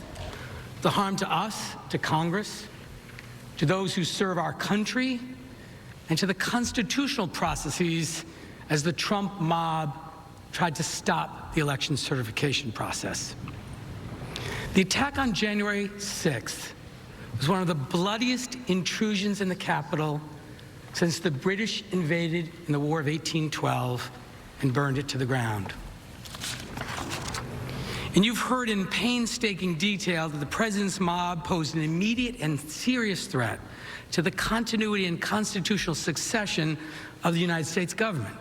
As the first, second, and third in line to the presidency, the vice president, the Speaker of the House, the President pro tem, were all together and faced a common threat in the same location.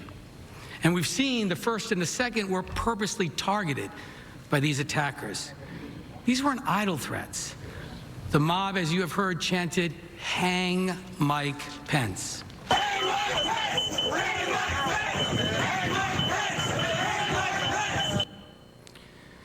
The charging documents show that the rioters said they would have killed Vice President Pence and Speaker Pelosi had they found them.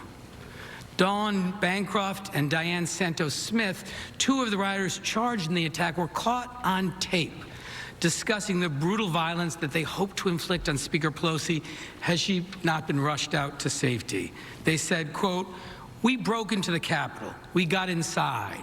We did our part. And we were looking for Nancy to shoot her in the frigging brain, but we didn't find her," end quote. Senators, simply put, this mob was trying to overthrow our government. And they came perilously close to reaching the first three people in line to the presidency. It wasn't just the vice president and the speaker. Rioters were prepared to attack any member of Congress they found. Thomas Edward Caldwell, Donovan Ray Kroll, and Jessica Marie Watkins, three militia members, were also charged for their role in the attack. They discussed trapping us inside the underground tunnels. The indictment quotes social media chatter with Caldwell, quote, "All members are in the tunnel under Capitol. Seal them in. Turn on gas. All legislators are down in the tunnels, 3 floors down. Do like we had to do when I was in the Corps and start tearing out floors. Go from top to bottom," end quote. Never did any of us imagine that we or our colleagues would face mortal peril by a mob riled up by the President of the United States, the leader of the free world. But we did. All because Donald Trump could not accept his election defeat. Trump chose himself above the people, above our institutions, above our democracy, above all of you. You know, we've heard Trump espouse for years now this America First policy. But his true North Star isn't America's well-being. It's not country first like our dear departed colleague John McCain. No, his directive is Trump first, no matter the cost, no matter the threat to our democracy. But each and every one of us in this room must agree on one thing. We can never allow the kind of violent attack that occurred on January 6th to ever happen again in this country. In the immediate aftermath, we heard really disturbing accounts from many members of Congress about what they experienced that day. Here are some of those reactions. Following the attack, Representative Dusty Johnson expressed concerns that we had gotten to the point where so many of us had sown the seeds of anger and division. We were barricaded, and there was some fear, to be sure, but overwhelmingly the emotion that I experienced was one of anger. I just could not believe that this was happening. I could not believe that we had gotten to this point where so many of us had sown these seeds of anger and of division, and we had built this powder keg, and really we were starting to see this powder keg light up, and it was, frankly, I was furious. Representative Jason Crow compared the events of this day to his time in Afghanistan as an Army Ranger, something Senator Reid knows something about. What I felt in the Capitol behind us is something that I haven't felt since I was in Afghanistan as an Army Ranger. And to think that as a member of Congress in 2021, in the U.S. Capitol on the House floor, that I was preparing to fight my way out of the People's House against a mob is just beyond troubling. Representative Pat Fallon was humbled by his experience on January 6th and described the events as surreal as they unfolded here in the Capitol. It was something that I just never thought I'd see this in our nation's capital, and particularly in the House chamber. It was surreal when it was unfolding. Well, you know, what was interesting was the bravery and the courage of some of my fellow members. When we got to a point where the mob was banging on the doors, and all that kept them from reaching the chamber itself was the doors, and then some furniture that we had moved, and some Capitol Police, and they needed to be augmented. And so Tony Gonzalez, a new freshman rep from Texas, and Ronnie Jackson, and Troy Nels, and Mark Wayne Mullen stepped in, and we broke off furniture. Some of the hand sanitizer stations are on these big giant poles, wooden poles, and we turned them upside down, and we were ready to actually have to street fight in the House chamber. It was unbelievable. Many members that day wondered if they would ever see their families again. As the rioters breached the Capitol and they were outnumbered and trapped inside, they were calling loved ones to say goodbye. Representative Dan Kildee was one of them. Listen to how he described the impact of the riot on him. I was laying on the floor, trying to, protect myself behind this little wall, and we all took our pins off because we're certain that if this mob were to come in, that would not be a good thing for them to quickly, easily be able to identify us as members of Congress. And I called my wife, and it wasn't until I heard her voice.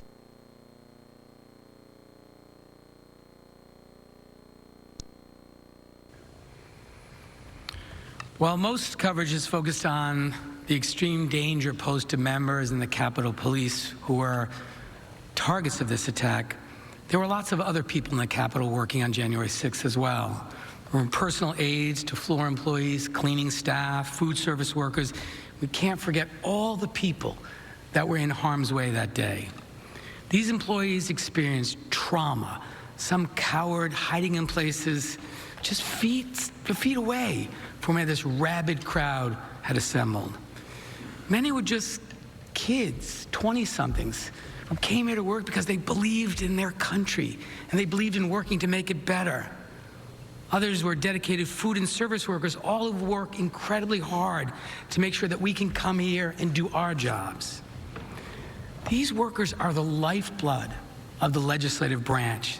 They deserved better. You've already heard from Speaker Pelosi's staff, the staff that was hiding under the conference table, cowering in the dark, making sure that the attackers couldn't hear them. But I'd like to share with you what some other staffers went through. Listen as two staffers recall what they experienced that day. But then we were seeing on Twitter, on our phones, and then and hearing from some of the police officers on the floor that the building had been breached. Building breached, those were two words I had never heard. That was particularly stressful, being in a room close to where things are happening and not really knowing what was happening, and seeing it come in live and getting texts from people, are you okay? And truthfully, I didn't know what was happening. I heard shots fired, shots fired, shots fired, show me your hands, show me your hands. Then I did not know if they were right outside, if they were lots of people with weapons, if there were one shooter, if they had, I didn't know what it looked like. I just knew that there were shots fired outside of the House chamber.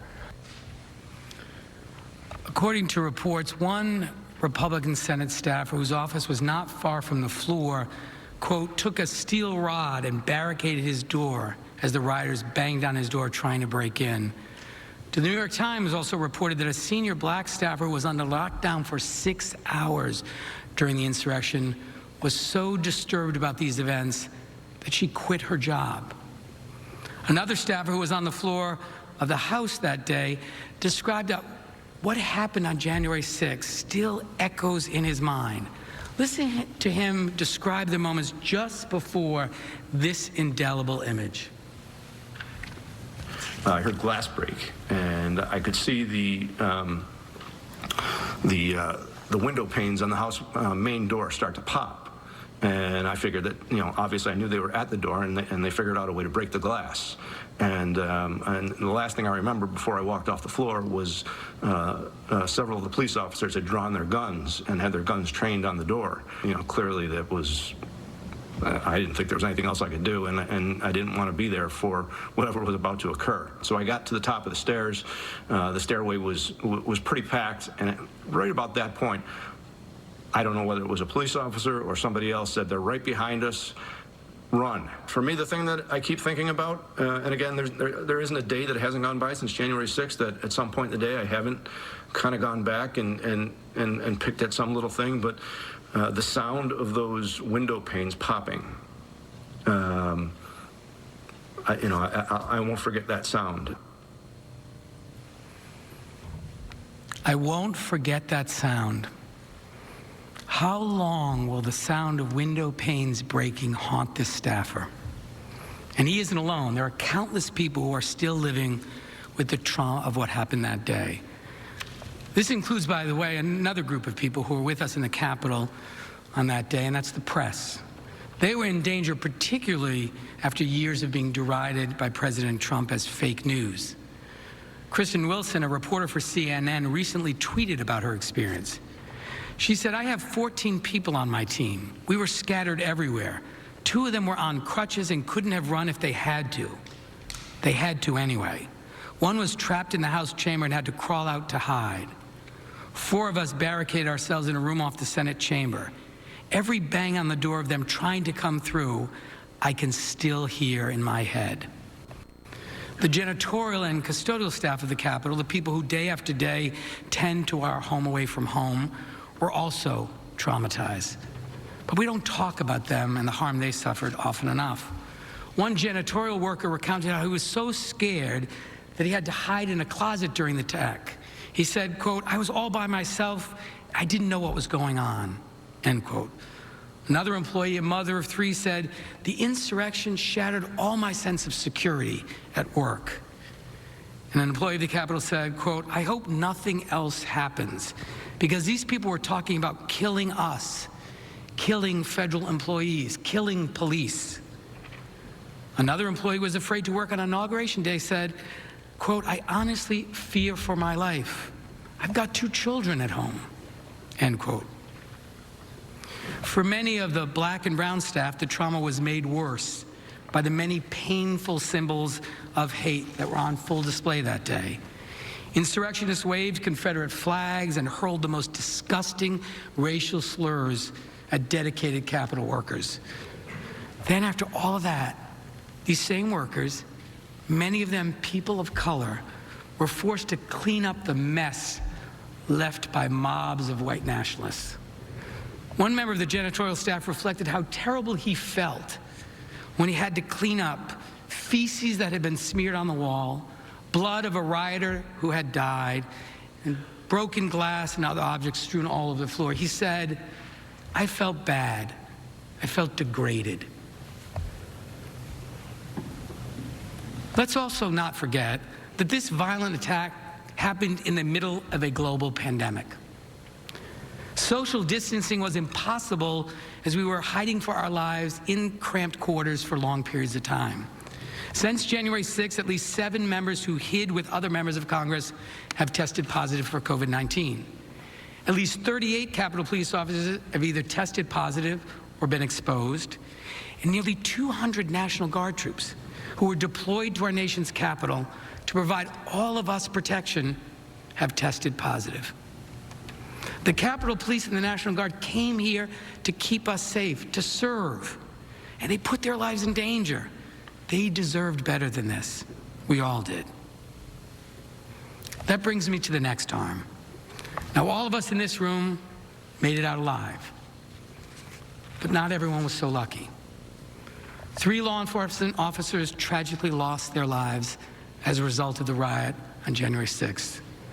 These officers, Capitol Police Officer Brian Sicknick, Capitol Police Officer Howard Liebengood, and Metropolitan Police Officer Jeffrey Smith, all honorably served to protect and defend. My colleague, Mr. Swalwell, told you about Officer Sicknick. He was a 42-year-old military veteran who dedicated his entire life to public service. On January 6th, he fought a mob of rioters as they streamed into the Capitol and ultimately lost his life protecting us. Officer Liebengood was a 15-year veteran of the Capitol Police. His father served as Sergeant-at-Arms here in the Senate, and Officer Liebengood followed his extraordinary example of public service. Officer Smith served for 12 years with the Metropolitan Police Department. He heeded the call of duty on January 6th by coming to stand with the Capitol Police to help secure our democracy. Earlier, my colleague, Manager Swalwell, showed you terrible videos of the police being physically abused and injured. You remember what happened to Officer Fanone and Officer Hodges of the MPD, but there were scores of other officers whose names we don't know who were also brutalized that day. Injuries to the U.S. Capitol Police and the Metropolitan Police Department include concussions, irritated lungs, serious injuries caused by repeated blows from bats, poles, and clubs. Capitol Police officers also sustained injuries that will be with them for the rest of their lives. One officer lost the tip of a right index finger. In a statement issued on January 7th, the chairman of the Capitol Police Officers Union said, and I quote, "I have officers who were not issued helmets prior to the attack, who have sustained brain injuries. One officer has 2 cracked ribs and 2 smashed spinal discs. One officer is going to lose his eye, and another was stabbed with a metal fence stake," end quote. In total, at least 81 members of Capitol Police and 65 members of the Metropolitan Police Department were injured during the attack on January 6th. Former Capitol Police Chief Son described the insurrection as violent, unlike anything he'd seen in his 30-year career in law enforcement. D.C. Police Chief Robert J. Conti III, who had spoken with an officer who had been beaten and injured with a stun gun, said, quote, "I've talked to officers who have done 2 tours in Iraq who said this was scarier to them than their time in combat," end quote. Of course, the physical violence is not the only thing that will have a lasting effect on our brave sworn officers. Trump's mob verbally denigrated their patriotism, questioned their loyalty, and yelled racial slurs. They called them traitors, Nazis, un-American for protecting us. For example, in the next clip, a rioter wearing a hunting jacket accosts a police officer. Are you an American? Act like that's what you do. Don't get that out here with the you guys got no idea what the fuck you're doing. Now, once again, never America got that one idea. Don't touch me, don't. Get the fuck out of here. Don't touch me, motherfucker. No, they work for us. Fuck that. Listen to how the Trump mob talked to these officers. You heard that with your own ears.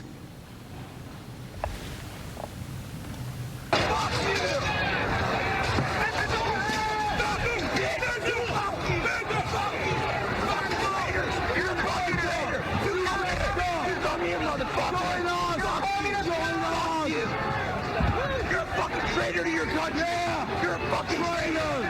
Fucking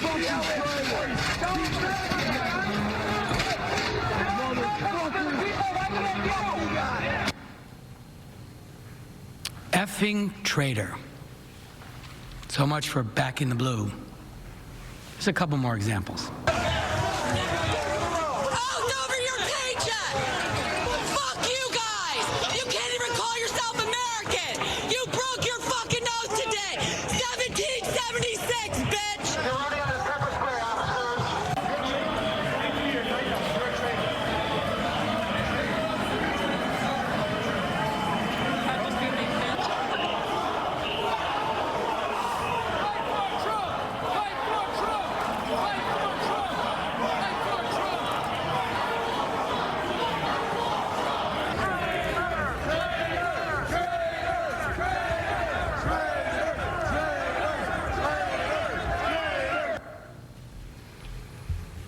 They called law enforcement officers traitors.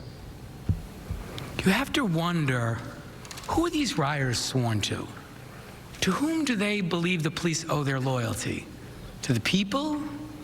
To the Constitution? To our democracy? Or to Donald Trump? Even those who were not outwardly injured, the mental toll has been significant. Several Capitol Police officers have reportedly threatened self-harm in the days following the riot. And in one case, an officer voluntarily turned in her gun because she was afraid of what might happen. Black police officers were also met with racist vitriol. You heard lead manager Raskin reference a black police officer who, weary from racialized violence that he had experienced that day, saying, "Tears just started streaming down my face. I said, what the F, man? Is this America?" Is this America, lead manager Raskin asked. Is this America? What is your answer to that question? Is this okay? If not, what are we going to do about it? These people matter. These people who risk their lives for us. So I ask you respectfully to consider them, the police officers, the staff of this building, when you cast your vote. These people are in deep pain because they showed up here to serve the American people, to serve their government, to serve all of us. And I ask each of you, when you cast your vote, to remember them and honor them and act in service of them as they deserve. I also want to recognize that 4 individuals, 4 insurrectionists, who also lost their lives during the attack. These people were led here by the words and actions of an individual who made them believe that they were patriots. The loss of human life is, of course, the most consequential. But that was not the only damage wrought that day. The Trump mob also damaged this building. They defiled some of the most sacred places, the Statuary Hall, the Rotunda, where some of America's greatest champions, presidents, Supreme Court justices, civil rights heroes, and other defenders are honored after their death. Trump's violent mob had little respect for this place. This video shows the wreckage left in the Senate parliamentarian's office by the insurrectionists.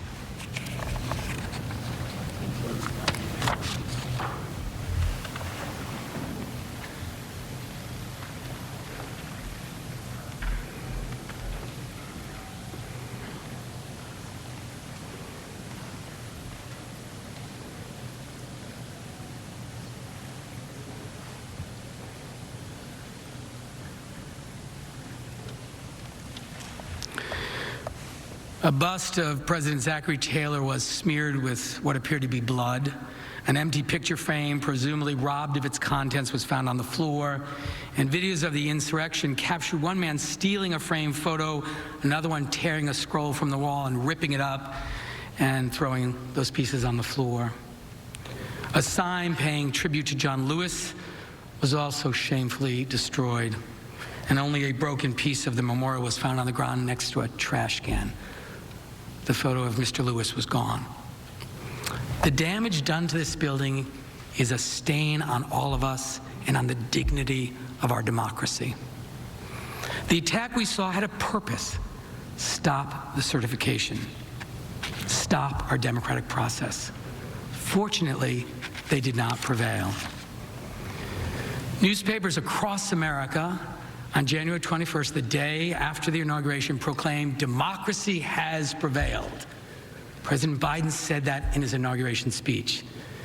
The headline was in so many places because the world's oldest constitutional democracy and the principles underlying it had been attacked and challenged. This wasn't just an attack on the Capitol building and the dedicated people inside. It was an attack on what we were elected to preserve: our democracy.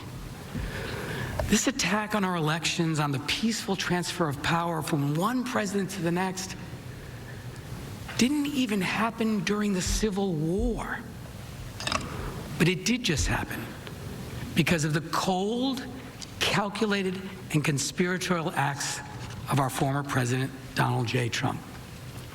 We showed you that the insurrectionists were deliberate, that they came looking for Vice President Pence and Speaker Pelosi, ready to kill. When President Trump incited a lawless mob to attack our process, he was attacking our democracy. He was trying to become king and rule over us against the will of the people and the valid results of the election. For the first time ever in our history, a sitting president actively instigated his supporters to violently disrupt the process that provides for the peaceful transfer of power from one president to the next. Think about that for a moment. What if President Trump had been successful? What if he had succeeded in overturning the will of the people in our constitutional processes?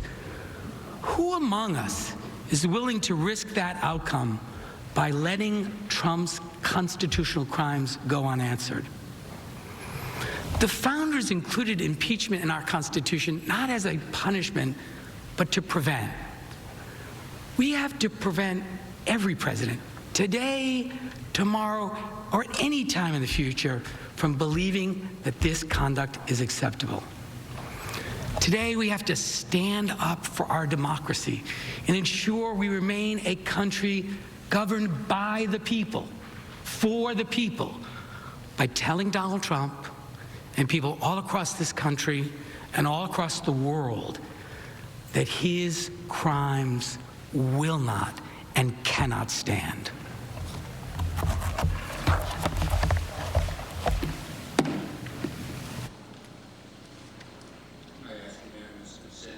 The House stand in recess for 15 minutes. The Senate will stand in recess. I ask unanimous consent the House stand in recess for 15 minutes. Without objection, the Senate will stand in recess. All right, so a pause in today's proceedings after about a 2-hour presentation so far by the House managers, the prosecutors in this case, really trying to complete the circle of President Trump's past statements, things going back to the 2016 campaign, all leading up to what happened on January 6th at the Capitol, trying to put his fingerprints on it essentially and trying to make the point that it should come as no surprise based on his past behavior. Let's bring in NBC News political director and moderator of Meet the Press, Chuck Todd, and our chief Washington correspondent, Andrea Mitchell. Chuck, first to you. I feel like we're hearing things that we all knew, but maybe had not put together before in quite the way it's being presented here. That's correct. And look, I think this is actually both an important part of this presentation and perhaps the hardest part to persuade skeptical Republicans apart, and that is this idea of tying basically the entire Trump era, right? It didn't quite start with him going down the escalator, but it was pretty close. And look, I think it's a very compelling case they laid out about this was he created the atmosphere that we've been living in under this and this rise in violence is basically attributable to him. Now that said, this is an argument that many have been making for some time, that this has been a slow build, that the president himself has basically been this instigator of the increased violence we've seen in politics over the last 5 years. And I will tell you, it is something that Republicans in the Senate get their back up the most about. Well, you could say some might say they're in denial about that, but there has always been more hesitance here. So I think it's an effective and persuasive argument to the public. I don't know if it's going to be persuasive to the 15 or 20 Republican senators that might be persuadable right now. They have avoided this line for years, Lester. They have been extremely uncomfortable in it, even though ironically one of the first Republican senators to bring up this idea that what Donald Trump was doing was creating an atmosphere of violence was Ted Cruz back in 2016. And he said it quite clearly and worried that there was going to be violence at the Republican convention by Trump supporters. So now I don't think that version of Ted Cruz now of today would not necessarily say the same thing. So it has been a difficult case to get Republicans to accept the idea of this has been a 5-year campaign. I found it persuasive, but I'm not sure it will be persuasive in that chamber. Yeah, frankly, I had forgotten about a lot of those moments at the rallies where Donald Trump, then candidate Donald Trump, seemed to be provoking this idea of his supporters lashing out at people who had interrupted or had protested his rallies. Let me turn to Andrea right now. Andrea, what did you take away from this point in the trial and the points they're trying to make?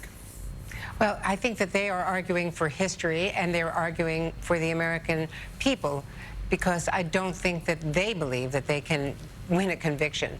But at the same time, showing all of those incidents, as you say, and most recently, besides the election and, you know, Stop the Steal and all of that, the post-election Donald Trump, but going back to the attack on the Michigan Capitol, the Trump tweets calling on liberating Minnesota, liberate Virginia, liberate Michigan after the COVID restrictions, all of that prompting, in all caps, that urging protest against Michigan, in particular Governor Whitmer, who then, of course, led to the indictment on charges of attempted kidnapping and threats to her life for that attack last April in the capital of Michigan. So all of that leads up to what Chuck is now describing. Also, that he has not shown remorse. What he did during and after, and is particularly urging them on, not calling them out, not calling them down, but in fact tweeting and also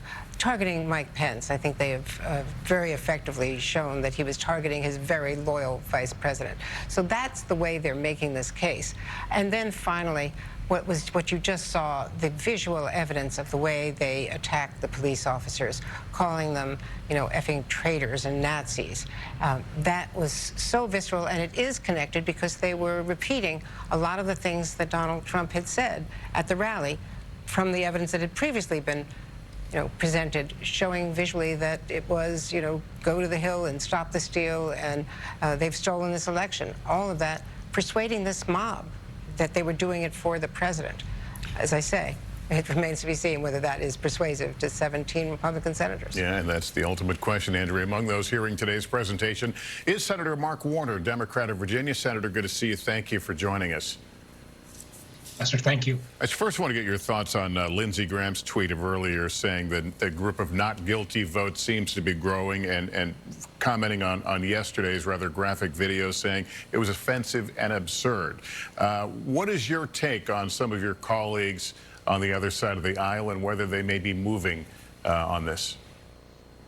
I'm not going to comment on any specific tweet. I am going to say yesterday was extraordinarily emotional as somebody who lived through January 6th. When we saw those mobs rampaging through, I thought I'd kind of gotten that through my system.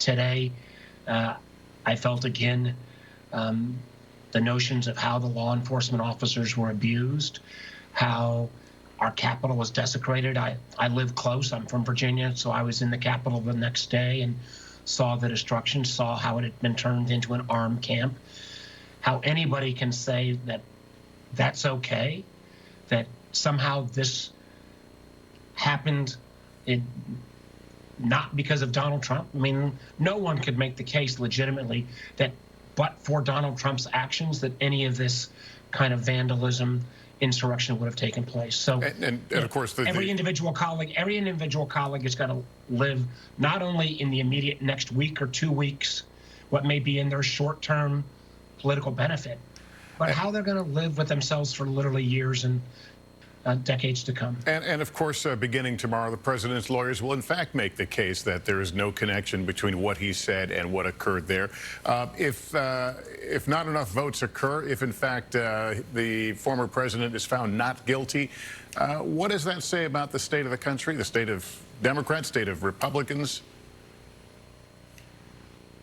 It says about the state of Democrats and Republicans, and I hope that every American, supporters of the 74 million Americans who supported Mr. Trump, I hope they're watching this. I hope they will make their own judgment in their heart whether they think this is acceptable behavior, whether future presidents, I don't care which political party, that this kind of behavior is going to be okay, that we can somehow turn the page and not hold those responsible accountable. That's not who I think we are as a country. That's not what we are as a democracy, rule of law. We all pay hopefully more than lip service to these terms, but at least the 100 of us who are currently sitting in judgment will get a chance to go on the record in a few days, and that record will last longer than the next fundraising support report or the next election cycle. We will go down in history making a judgment of whether this kind of activity and action is acceptable, not just for Donald Trump, but somehow if it's okay for one person to do it, well, maybe it's okay for somebody else. That's not the kind of country that I think we are, and at the end of the day, not the kind of country that I hope the vast majority of my colleagues will want to endorse. There will always be those who look at this through a political lens, that this is going after the guy you've been going after for 4 years on his way out the door. How do you think the House managers have done in terms of navigating around the idea that this is some political vendetta, that it's something more than that? Well, the nature of impeachment, we all know, has politics to it. But I think they've generally done a pretty good job. They've not come in shrill. They've not come in with the same kind of heat that maybe took place in the first impeachment. And I think putting up the videos of Republican House members, of Republican governors, of Trump officials, and they posted the 16 that resigned. I know, and I worked very closely with a number of people in the Trump administration, senior officials who are friends. I remember very personal conversations I had with them in the aftermath of January 6th, whether they were going to resign as well, because there was no way anyone with a sense of decency, with a sense of any kind of responsibility could somehow excuse the behavior that took place on January 6th. And the idea that somehow there was no direct linear connection between Trump's big lie, his failure to accept the fact that he was a loser, a big-time loser, 7 million plus votes differential, bringing then his supporters, and his willingness to sacrifice anything in terms of respect for rule of law, or sacrifice his own vice president to try to continue this failed attempt to stop the count. I don't think there's candidly even any of my Republican colleagues who may try to hide behind some constitutional argument of you can't impeach somebody who's already left office. But I don't know if any of them in their heart really believe that somehow Trump was not responsible for what happened on January 6th. All right. Well, Senator Warner, thank you for taking up some of your break time with us. We appreciate it, sir. Thank you. Casey Hunt is on Capitol Hill for us. Casey, I know you have a better insight as to where all this is going, with the schedule now appears to be. Sure, Lester, and I was listening to your conversation just there with Senator Warner with great interest, because we do expect, of course, that the defense, former President Trump's defense, is only going to take a day of their time, and that we may see this trial start to accelerate. And the point that Chuck was making earlier about the slightly more political nature of the presentation today, I think is one that you can sense up here on Capitol Hill, that yesterday, as all of that new audio and video was played and shown, everyone was reliving that moment, and now there seems to be a point where everyone is taking a little bit of a breath and settling in to their respective political camps. And Warner, I think, captured a dynamic that we all know has been happening behind the scenes. And I'd put it like this: what would the difference be if this vote were actually held on a secret ballot and not in public? I think the general consensus is, certainly among the sources that I talked to, is that there would be many more Republicans who would be willing to say, yes, this was President Trump's responsibility in some form or fashion in private than they are willing to say in public. And there are a lot of political reasons for that. The members of the chamber who are running for president in 2024 as Republicans, or who we expect to run for president, people like Josh Hawley, perhaps Ted Cruz, if they want to win the Republican nomination, they can't alienate former President Trump's supporters. That's their reality. But for senators who are thinking longer term, and this is why Mitch McConnell's decision here is going to be so interesting, and the way in which he is thinking about the future of the party, of the Senate itself, of the country, is that he is thinking about, okay, how are we going to win a majority in the Senate? How are we going to eventually be trusted again to govern from the White House? And the answer to that likely does not lie with Donald Trump, because it's important to recognize that while Donald Trump insisted that he didn't lose, in reality, he did. He lost the Senate, he lost the White House for Republicans, and of course, Democrats also control the House of Representatives. And for somebody like McConnell, what happened on January 6th was in many ways the culmination of all of these forces and evidence that America really is rejecting what what happened on the 6th is the worst form of what they are rejecting, but there have been many other points along the way.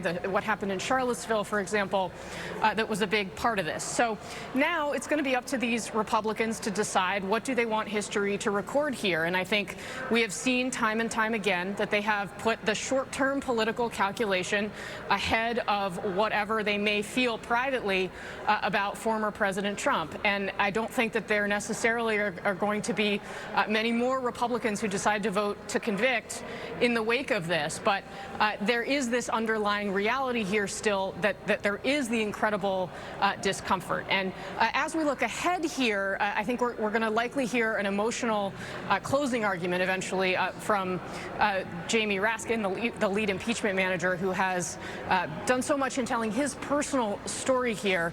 And then the Trump defense also has a pretty tough hill to climb, considering their previous performance. So there are still some questions about how this is all going to play out, but it definitely feels here as though we are kind of on the other side of the most intense, most emotional moment in the trial, that if there were going to be minds changed, that was going to be when it happened. Lester. Okay, Casey, thank you. I want to bring in senior Washington correspondent Hallie Jackson.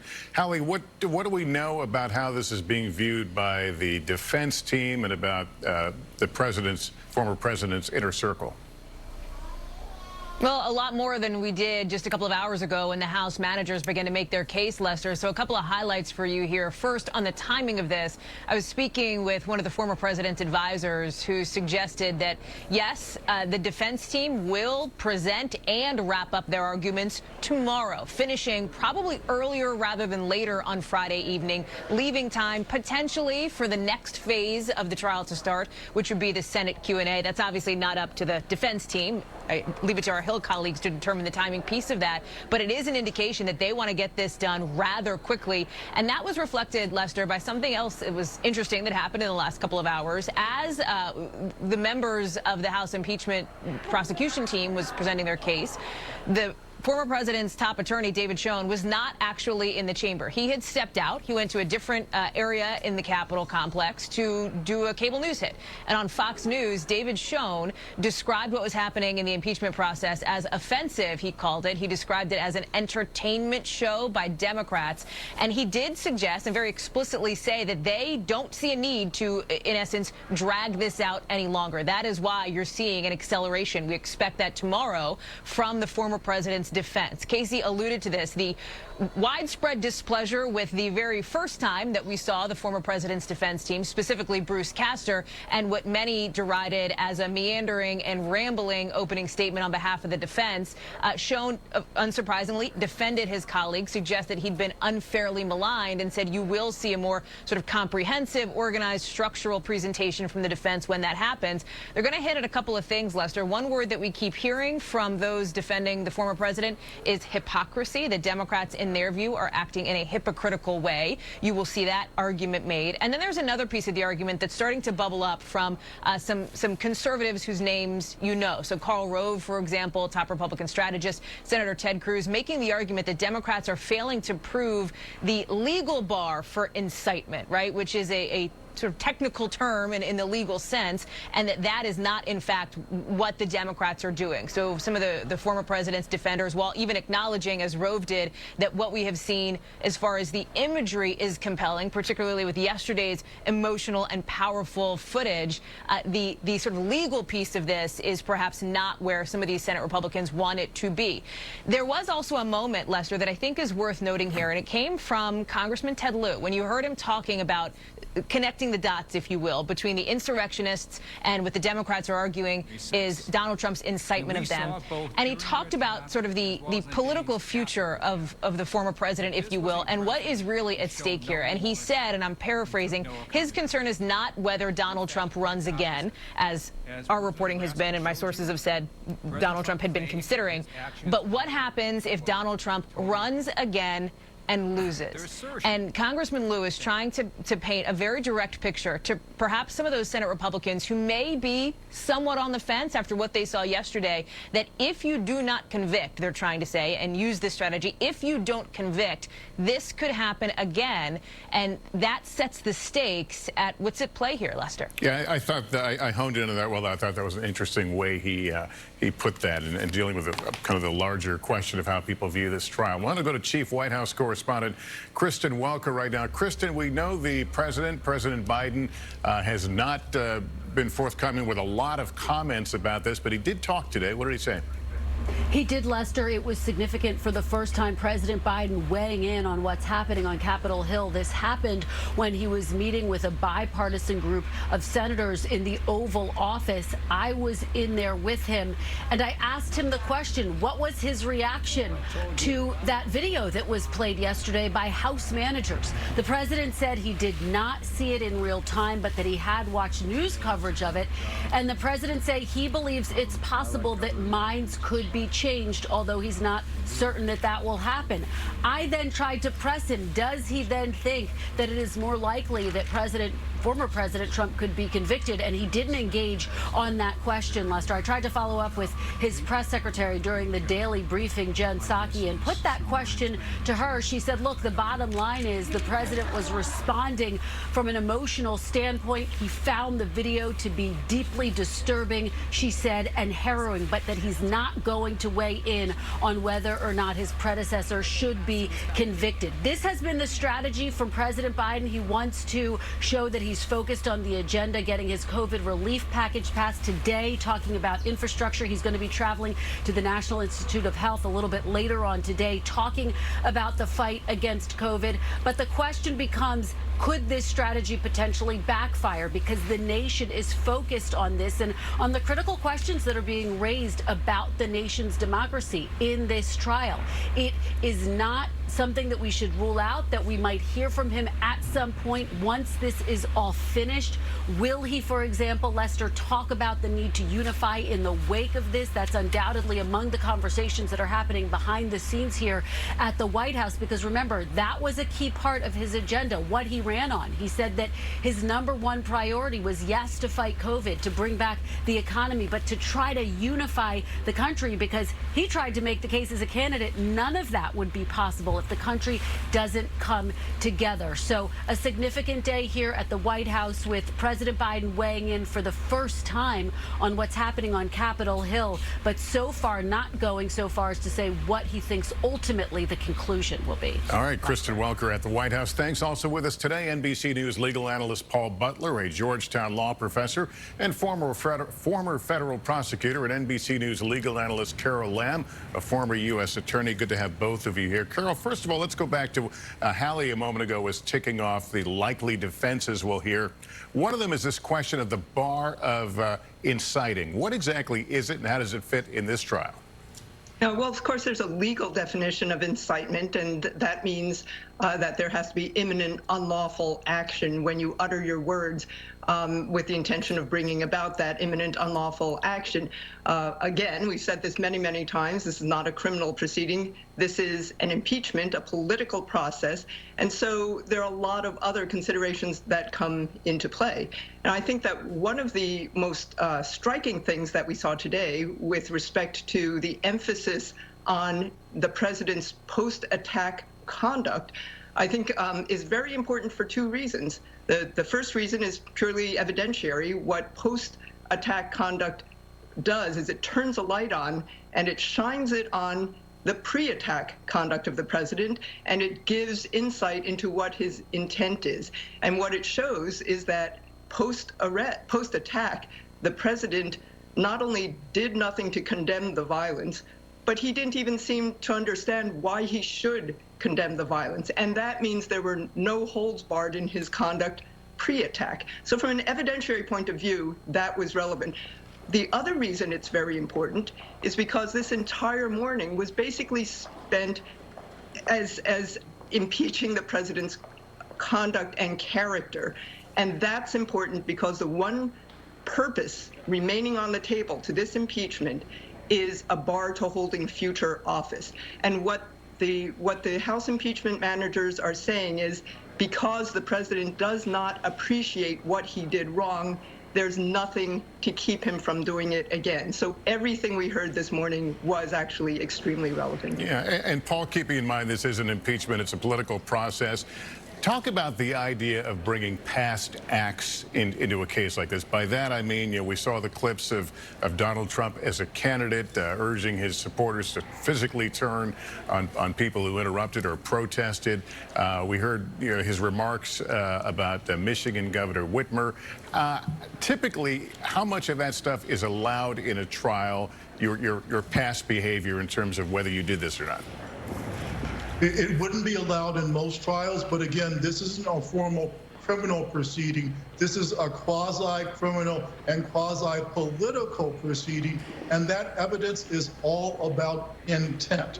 Congressman Raskin examined the former president's history of inflammatory statements and how it served to actually incite violence in places like Michigan. So the argument is that the inflammatory statements were what were called road tests for what happened on January 6th. The idea is that the insurrection was so foreseeable that Trump must have known that his words would ignite criminal conduct. And so when he spoke at that rally, the House managers say that he was throwing fuel on a fire that was already burning. Again, if it were a criminal case, that evidence of intent would be required. It's not now. What the House prosecutors are hoping is that the circumstantial evidence will be enough to prove that Trump is blameworthy and he should be convicted.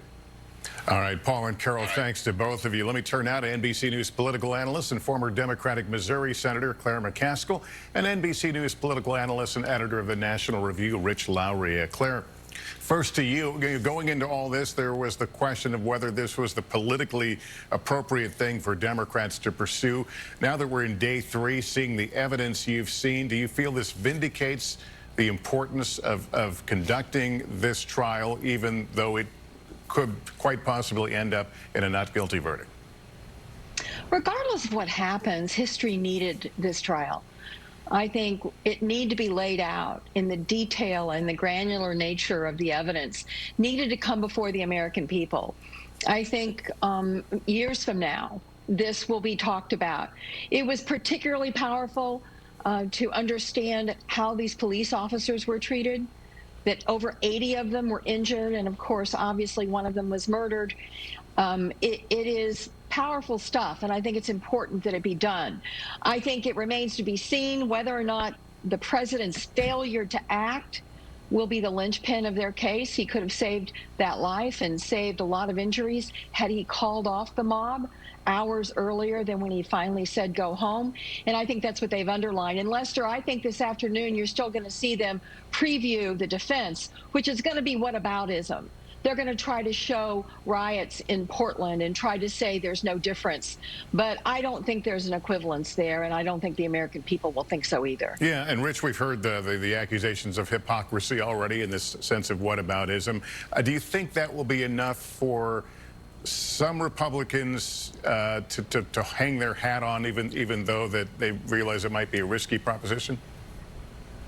I think they're hanging their hat on whatever they can get, Lester. I think there are two metrics by which we can look at the last couple of days and how effective the House managers have been. One is the metric, well, are they going to get 17 Republicans to convict? And by that metric, they're failing, and there's no way they could possibly succeed because people are just dug in on this. You're probably going to get 5 Republican votes to convict, maybe one more, maybe one less, but I would expect 5, no matter what happens, no matter what's happened to this point or what happens the rest of the trial. Then there's the other metric, which is just public persuasion, and that involves the question, are they making this more difficult rather than easier politically for Republicans to vote to acquit? Now, on that metric, I think the last couple of days have been a success. And a lot of these videos, the ones yesterday in particular, they don't really go to what the key question is at the trial, which is the president's culpability for what happened at the Capitol. But they certainly make a very emotive and memorable case that what happened at the Capitol was horrific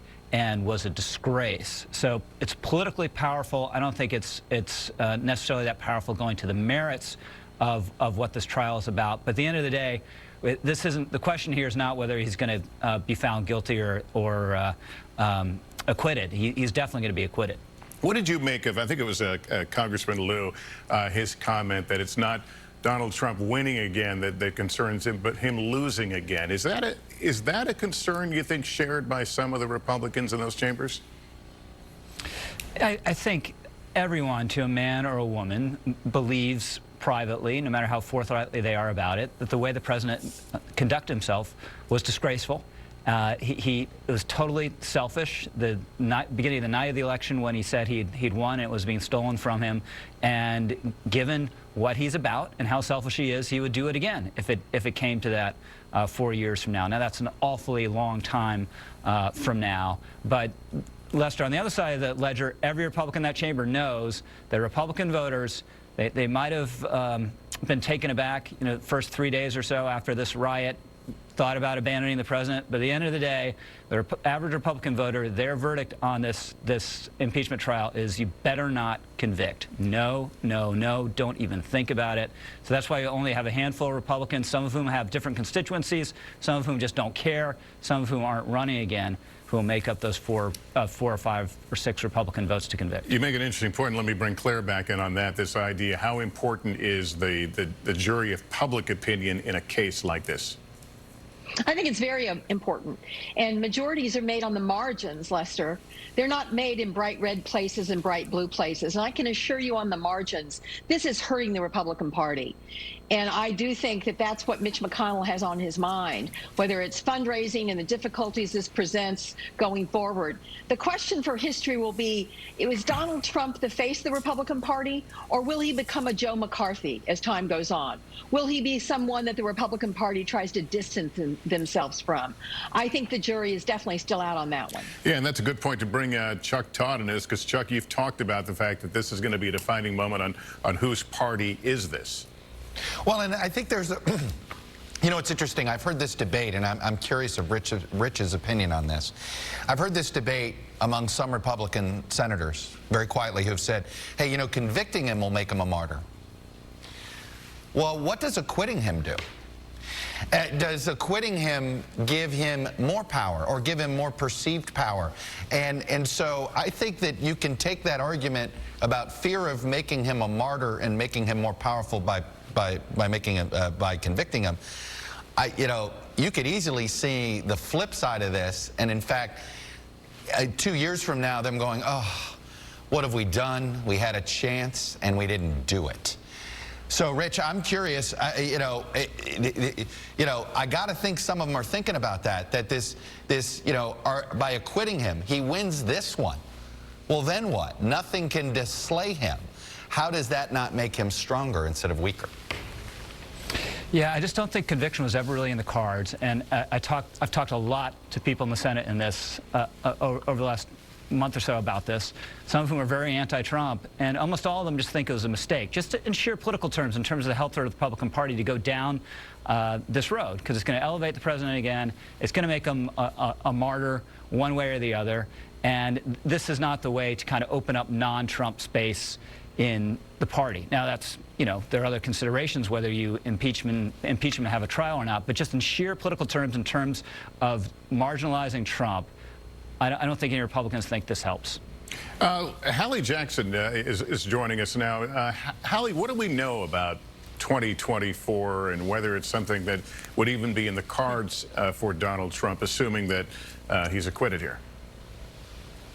Yeah, I mean, he may talk about it being in the cards. I do think it is notable we have not heard anything from former President Trump. Yes, he is banned from Twitter. He does not have his social media accounts, but that certainly does not preclude somebody with a platform like his from calling a preferred cable host, for example, or calling in to Mar-a-Lago where he's staying, reporters that have gathered in Palm Beach during this trial. He is staying quiet, and based on my reporting, it is largely because there are those around him who have been telling him, you don't need to. right? To Rich's point, the sense from Republicans, and obviously this is not a done deal until it's a done deal, but the sense from some Republicans I've been talking to is that they are on the path to acquittal here, unless Donald Trump, for lack of a better phrase, gets in his own way on this. So those around him are trying to not let him get in his own way to a degree. I think as it relates to his political future, it is something he's talked about, doing another presidential run. He's mused about it to aides and allies. I will tell you, though, that with sources that I talk to in sort of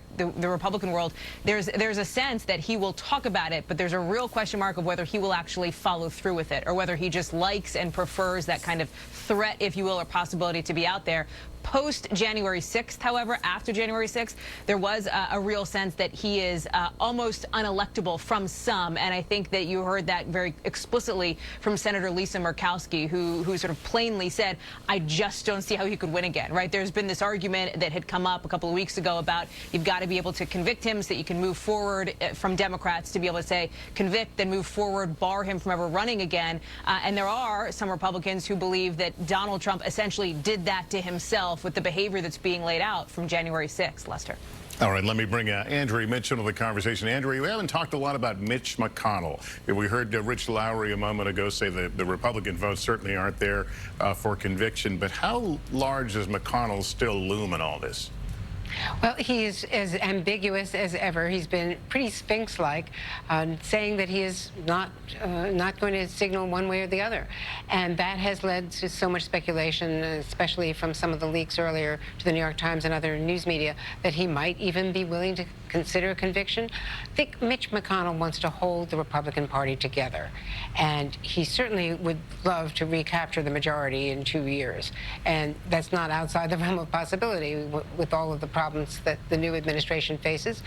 Things could go badly, and it's obviously very close margin at a 50-50 Senate. So that would be his chief goal, and to pick up more seats in the House. Andrew, so that's what he's got his end. Yeah, thanks very much. I think we're back in session. Let's go back into the chambers. The harm visited upon America's national security by these events and the damage to our international reputation.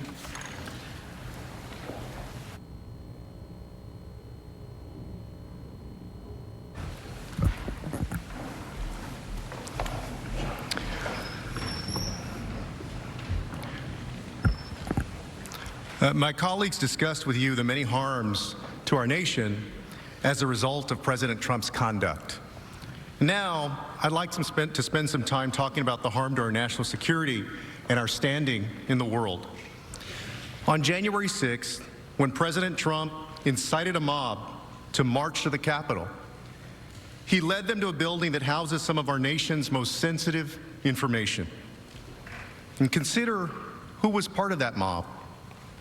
Some of the individuals were on the FBI watch list. The past behavior of some individuals led here by President Trump so alarmed investigators that their names had been added to the National Terrorist Screening Database.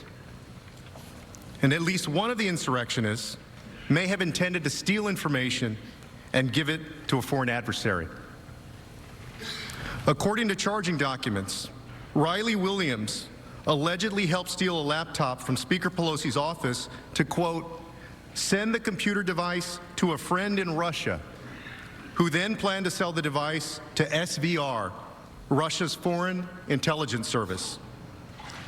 While we can't be certain if or how many foreign spies infiltrated the crowd, or at least coordinated with those who did, we can be sure that any enemy who wanted access to our secrets would have wanted to be part of that mob inside these halls. And the point is this: many of the insurrectionists that President Trump incited to invade this chamber were dangerous. People on the FBI watch list, violent extremists, white supremacists. And these insurrectionists, incited by President Trump, threatened our national security. Stealing laptops again from Speaker Pelosi's office, taking documents from Leader McConnell's desk, snapping photographs, as you saw in the videos earlier, in sensitive areas, ransacking your offices, rifling through your desks. The President of the United States, the Commander-in-Chief, knew the risk of anyone breaching the Capitol. He swore an oath to preserve, protect, and defend this country. And yet, he incited them here to break into the Capitol. Senators, as you all know, we have spent trillions of dollars building the strongest military in the world and billions of dollars on the most sophisticated weaponry on the planet to prevent the kind of attack that occurred at this Capitol on January 6th. And here's what the insurrectionists incited by President Trump did. Hey, let's take a seat, people! Let's take a seat! Hey, Nancy Pelosi. Let's vote on some shit! Oh my God, we did this shit. We took this shit.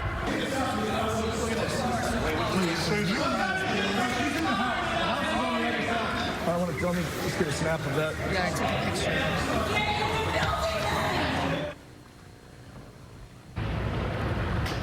In many ways, this room is sacred, and so are the traditions that it represents. They've been carried on for centuries.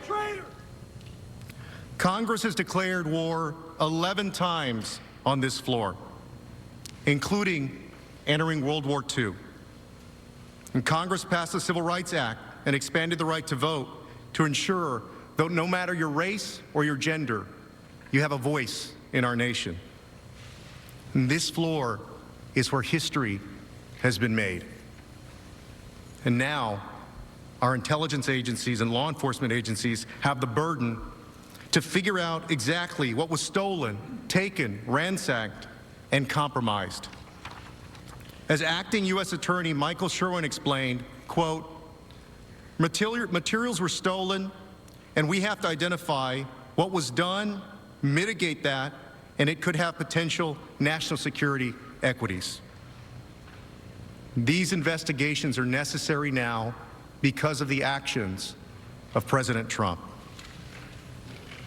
And it wasn't just the people that he led here the intelligence agencies have to look into. It's also what they took and what they gathered. And it was the very fact that this building, with so much sensitive information and some classified information, that this Capitol was breached. And think about it. Every foreign adversary considering attacking this building got to watch a dress rehearsal, and they saw that this Capitol could be overtaken. As Elizabeth Newman, a former Trump administration official, stated, quote, "You have terrorists who would love to destroy the Capitol. They just saw how easy it was to penetrate. We just exposed a huge vulnerability." And it's not just the Capitol. This attack has implications for all government buildings. And Senator Rubio made this point well.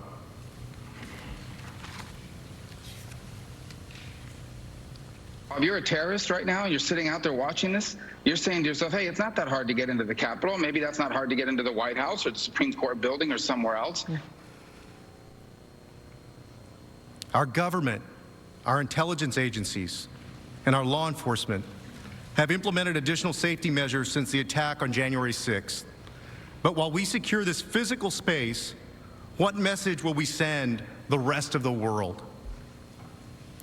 We already know that the message our adversaries took from January 6th.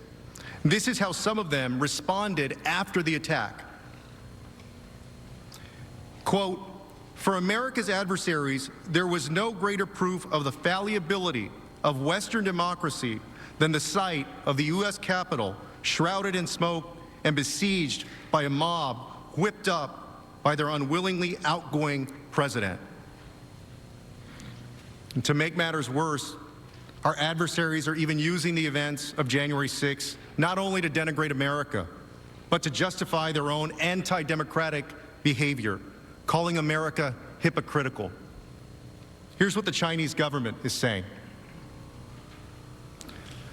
The spokesperson for China's Ministry of Foreign Affairs said the Capitol riot should spark, quote, "deep reflection among U.S. lawmakers regarding how they discuss the pro-democracy movement in Hong Kong, suggesting that the U.S. is hypocritical in denouncing Beijing's crackdown in the city while it struggles with its own unrest at home. In the Global Times, an outlet affiliated with the Chinese Communist Party, even tweeted a series of side-by-side photos of two events: the siege of the U.S. Capitol and a July 2019 incident in which pro-democracy protesters in Hong Kong broke into the city's Legislative Council building. Think about that. President Trump gave the Chinese government an opening to create a false equivalency between Hong Kongers protesting for democracy and violent insurrectionists trying to overthrow it. As Representative Gallagher described in real time, and if we don't think other countries around the world are watching this happen right now, if we don't think the Chinese Communist Party is sitting back and laughing, then we're deluding ourselves. So call it off, Mr. President. We need you to call this off. Russia has also seized on this violent attack against our government, decrying that democracy is, quote, over.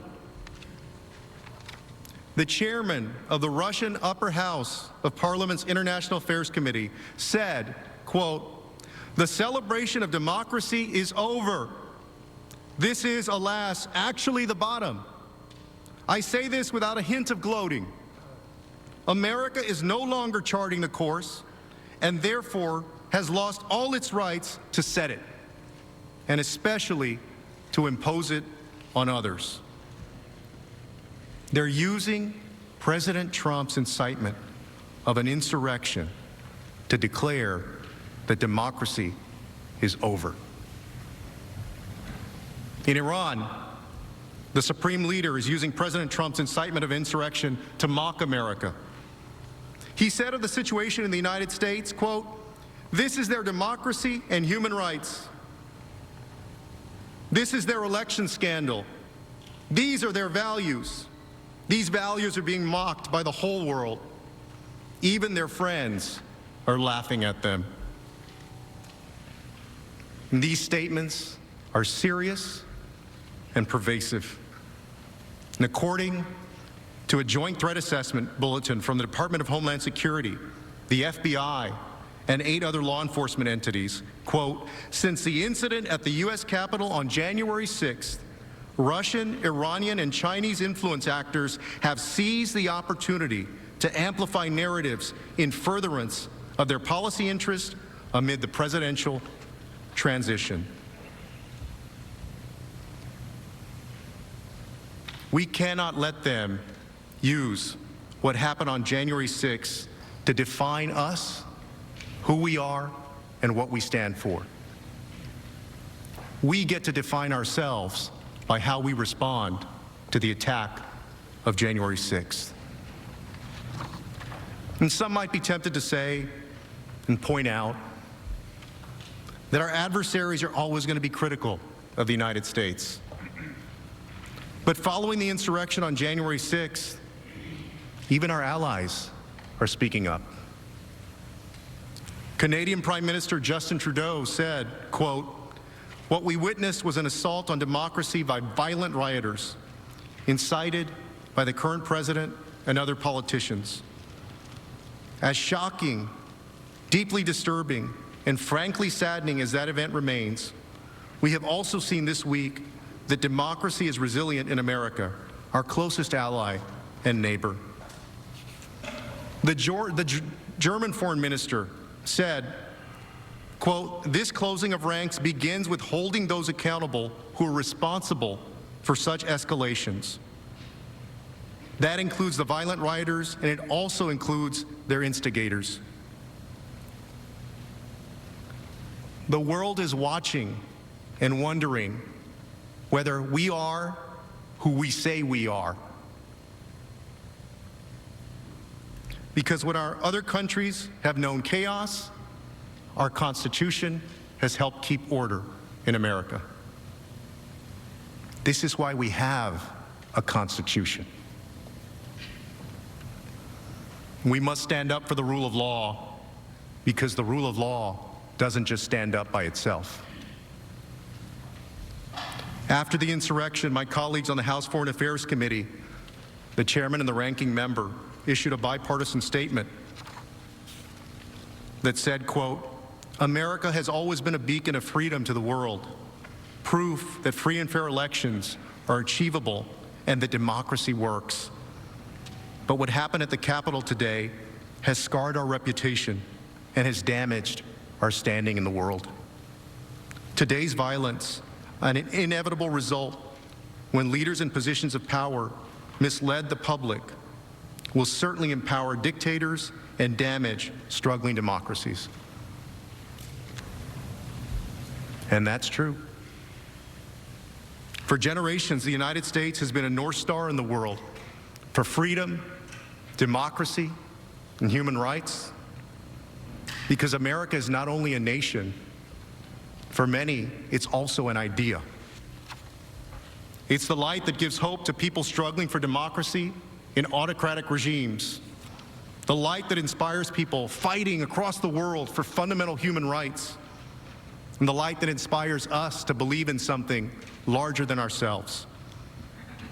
And this trial is an opportunity to respond and to send a message back to the world. And I say this as somebody who loves my country, our country, just as all of you do. There is a lot of courage in this room, a lot of courage that has been demonstrated in the lives of the people in this room. Some folks have stood up for the civil rights of fellow Americans and risked their careers and their reputations, their livelihoods, and their safety, standing up for civil rights. Many members of Congress have risked their lives in service to our country, in uniform, fighting in the jungles of Vietnam, patrolling the mountains of Afghanistan. You served our country because you were willing to sacrifice to defend our nation as we know it and as the world knows it. And although most of you have traded in your uniform for public service, your country needs you one more time.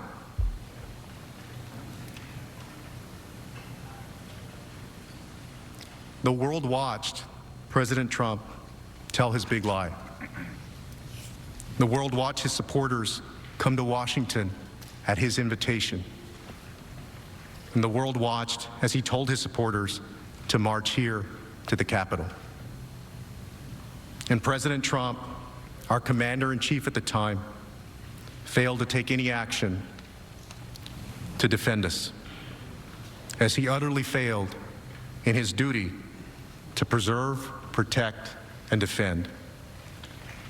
And now, the world is watching us, wondering whether our constitutional republic is going to respond the way it should, the way it's supposed to, whether the rule of law will prevail over mob rule.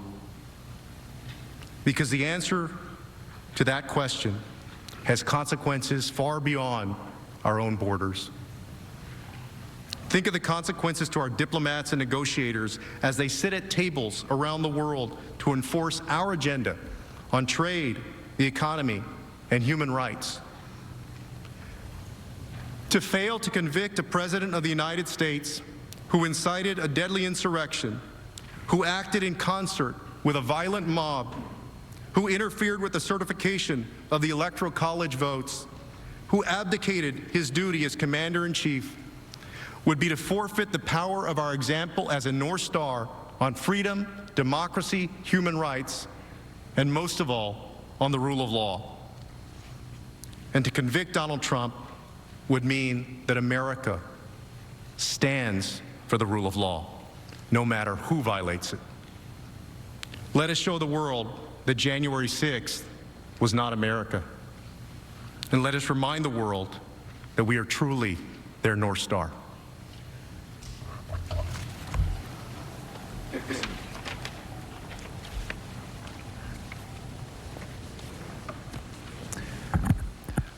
Representative Neguse and I will now address the First Amendment argument that's being offered by President Trump's lawyers to try to excuse his incitement to this insurrection, and Mr. Neguse will begin.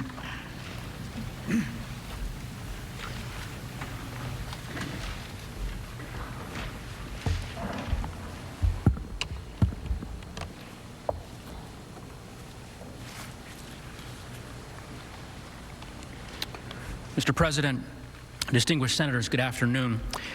You have heard over the course of the last several days overwhelming evidence that President Trump incited an insurrection.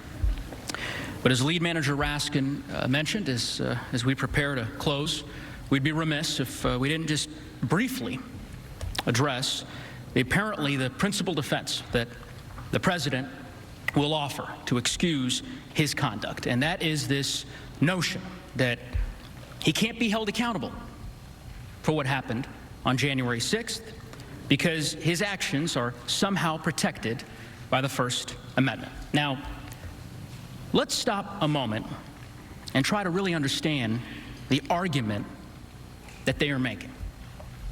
According to President Trump, everything he did, everything we showed you that he did, was perfectly okay for him to do, and for a future president to do again. And the Constitution, apparently, in their view, forbids you from doing anything to stop it. That can't be right. It can't be. And it isn't right. Their argument is meant as a distraction. They are concerned not with the facts that actually occurred, the facts that we've proven, but with an alternative set of facts, where President Trump did nothing but deliver a controversial speech at a rally. Of course, that's not what we've charged in the article of impeachment, and it's not what happened. You will hear from my colleague, Lead Manager Raskin, the many myriad reasons why this argument that they make is wrong on the law, completely. Not just around the edges. They make major, fundamental mistakes of constitutional law, the kind that Lead Manager Raskin tells me wouldn't cut it in his first year law course, which of course he certainly would know since he has taught this subject for decades. And that explains why so many lawyers who've dedicated their lives to protecting free speech, including many of the nation's most prominent conservative free speech lawyers, have described President Trump's First Amendment claims as, quote, legally frivolous. It's another quote from a recent letter from prominent free speech lawyers that, quote, the First Amendment is no bar to the Senate convicting former President Trump and disqualifying him from holding future office. Their argument is wrong on the facts, wrong on the law, and would flip the Constitution upside down. Let's start with the facts. Because as you'll see, his free speech claim depends on an account of what he did, of why we're here, that has no basis in the evidence. To hear his lawyers tell it, he was just some guy at a rally expressing unpopular opinions. They would have you believe that this whole impeachment is because he said things that one may disagree with. Really?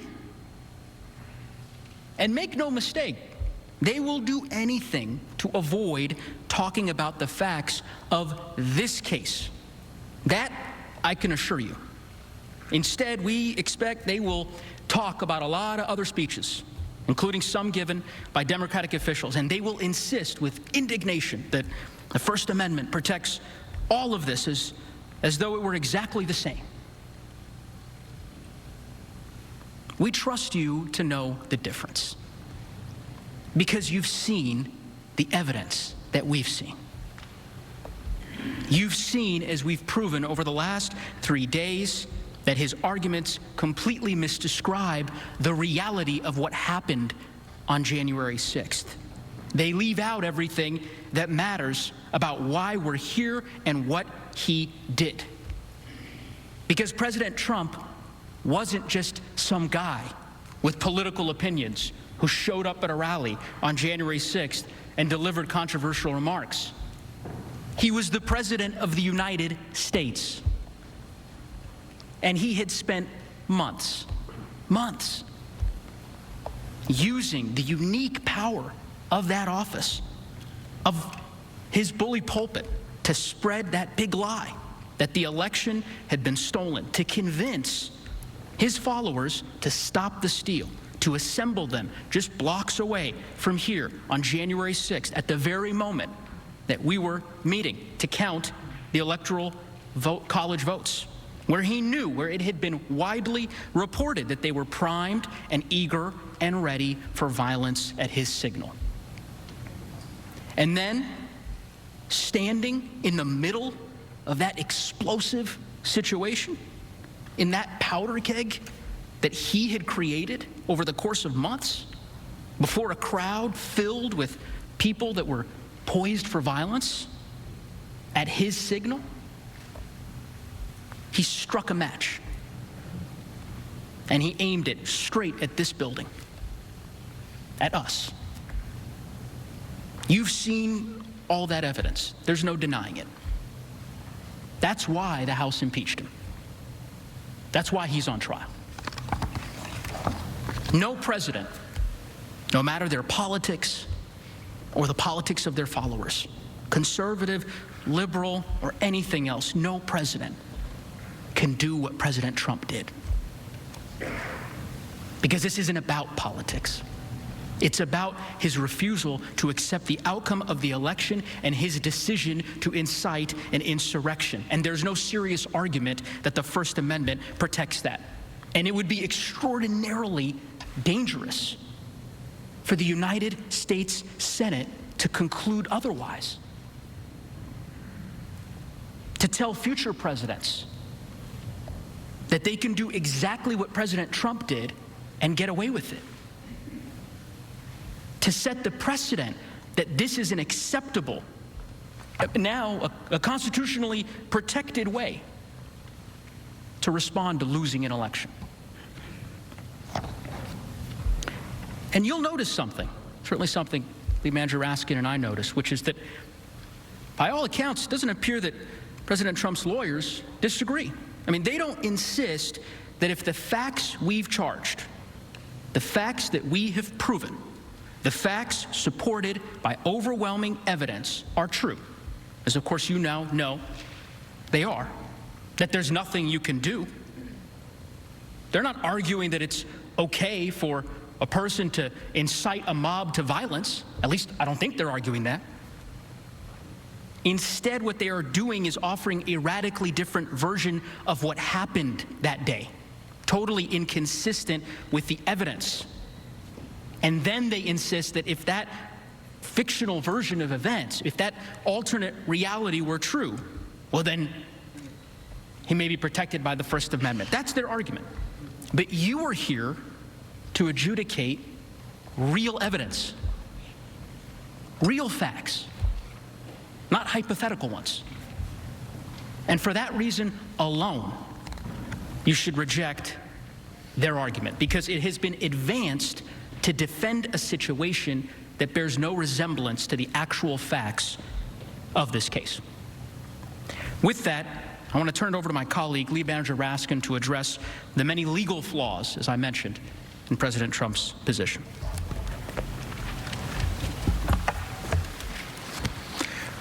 So Mr. Neguse just explained why President Trump's last-ditch First Amendment arguments got nothing to do with the actual facts of the case.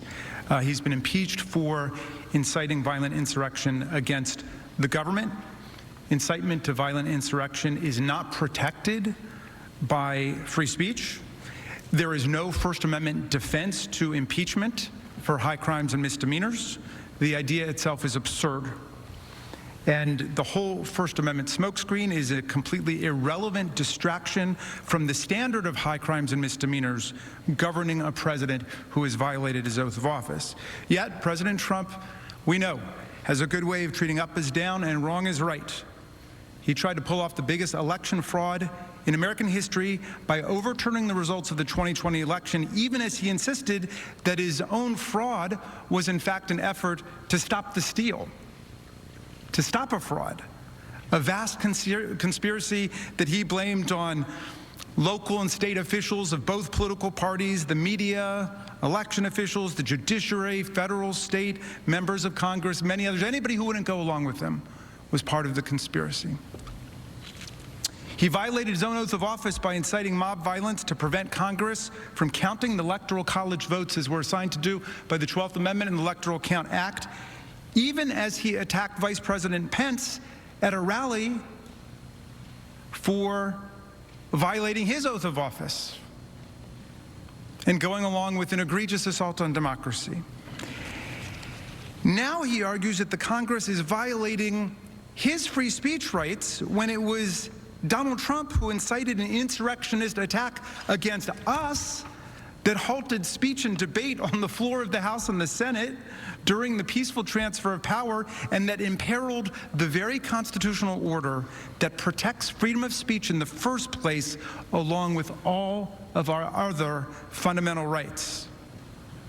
As a matter of law, as a matter of logic, President Trump's brazen attempt to invoke the First Amendment now won't hold up in any way. The basic flaw, of course, is that it completely ignores the fact that he was president of the United States, a public official. He swears an oath as president that nobody else swears. In exchange, he's given greater powers than anybody else in the entire country, maybe on earth. He or she promises to preserve, protect, and defend the Constitution of the United States and our government institutions and our people. And as we all know, the power we entrust to people in public office, in government office, especially our presidents, comes with special obligations to uphold the laws and the integrity of our republic. And we all swear that oath. Now, what if a president publicly, say a president publicly and on a daily basis advocated replacing the Constitution with a totalitarian form of government, and urged states to secede from the Union, and swore an oath of loyalty to a foreign leader or foreign government? Well, as a private citizen, you couldn't do anything about people using those words to advocate totalitarianism, to advocate secession from the Union, to swear an oath of personal loyalty to a foreign leader or a foreign government or country. You couldn't. That's totally protected. If you tried to prosecute somebody for that, as a prosecutor, you would lose.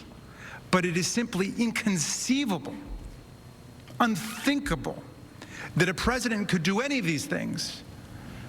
Get up and swear an oath to foreign governments or leaders, advocate totalitarianism, advocate secession, and not be impeached for it. It's just unthinkable that that could happen. Would that violate their First Amendment rights?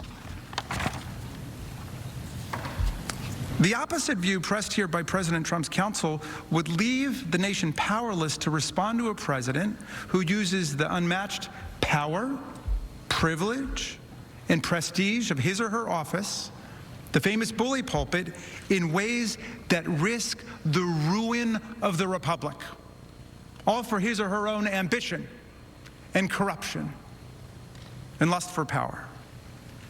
Everyone should be clear. There's nothing remotely exotic about what we're saying. It should be common sense to everybody. Common sense about this understanding of the First Amendment as it applies to public servants, cops, firefighters, teachers, everybody across the land. My daughter, who I mentioned earlier in the trial, she's a teacher in a public school.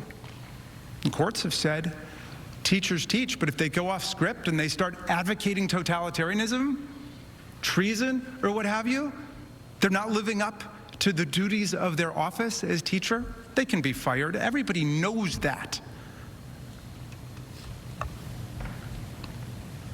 And it happens all the time, by the way. including to cops and firefighters and people on the front lines. Happens all the time. In fact, it happened countless times to people fired by President Trump for their statements or ideas about things, including on election fraud not long ago. There are people in the government who lost their jobs because the president didn't like what they said or what they wrote. Now, as I mentioned yesterday, and I can't help but repeat it, Justice Scalia got it exactly right on this. He wrote on these cases about how the First Amendment affects people who take on a public office, who take on public employment. And he summed it up like this. He said, you can't ride with the cops, but root for the robbers. You can't ride with the cops, but root for the robbers. That's what Justice Scalia said. And when it comes to the peaceful transfer of power, to the rule of law, to respecting election outcomes, our president, whoever he or she is, must choose the side of the Constitution. Must. And not the side of the insurrection or the coup or anybody who's coming against us. And if he or she chooses the wrong side, I'm sorry. There's nothing in the First Amendment or anywhere else in the Constitution that can excuse your betrayal of your oath of office. It's not a free speech question. But there's more. Let's play make-believe and pretend that President Trump were just a run-of-the-mill private citizen, as my colleague Mr. Nagu said, just another guy at the rally who's just expressing a deeply unpopular opinion. Because we shouldn't overlook the fact that while there were thousands of people in that violent mob, they represent a tiny, tiny, tiny part of less than 1% of the population, and the vast majority of the American people reject the kind of seditious mob violence that we saw on January 6th. But let's say that he were just another guy in the crowd that day. It is a bedrock principle that nobody can incite a riot. The First Amendment doesn't protect it. Key case, Brandenburg versus Ohio. There's no First Amendment protection for speech directed to inciting or producing imminent lawless action and likely to produce such action. And for all the reasons you've heard, based on the voluminous, comprehensive, totally unrefuted, and we think irrefutable, but we're eager to hear our colleagues, based on all the evidence you've heard, and for all the reasons you've heard, that definition of proscribable speech fits President Trump's conduct perfectly. This is a classic case of incitement. And you don't have to take my word for it.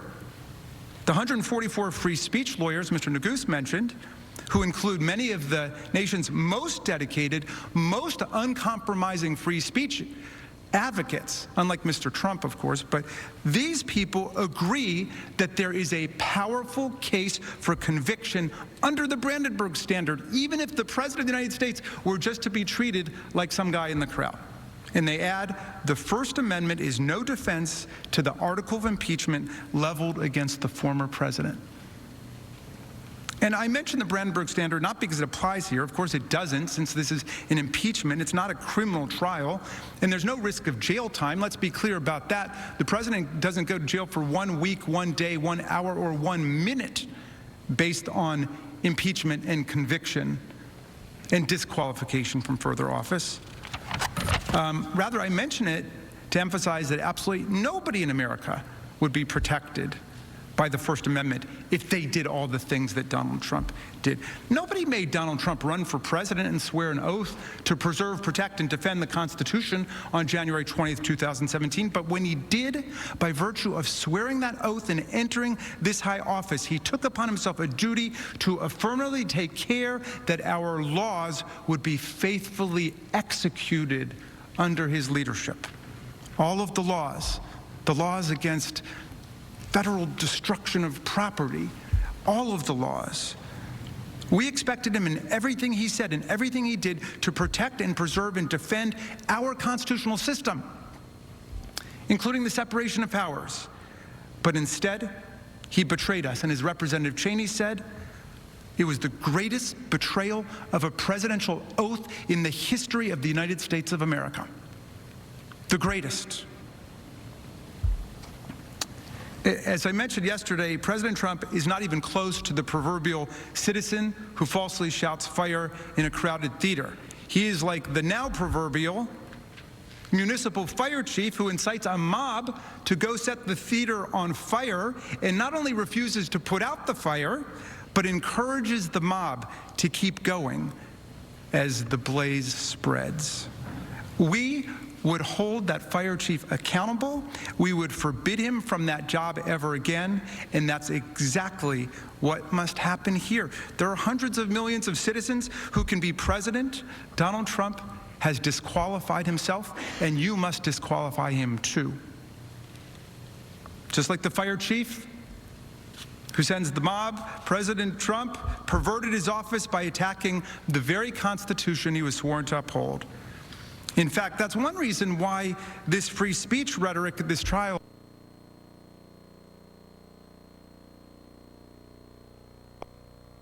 assault by a government official on our Constitution, including the First Amendment in living memory.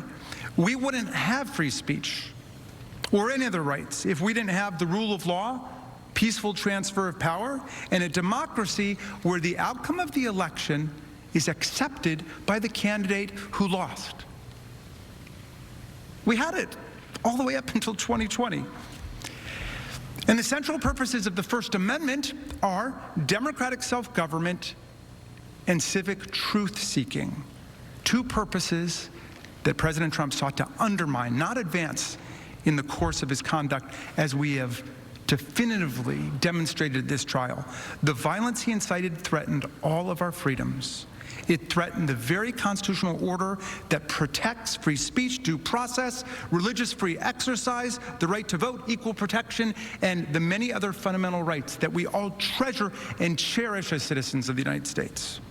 The First Amendment does not create some superpower immunity from impeachment for a president who attacks the Constitution in word and deed while rejecting the outcome of an election he happened to lose.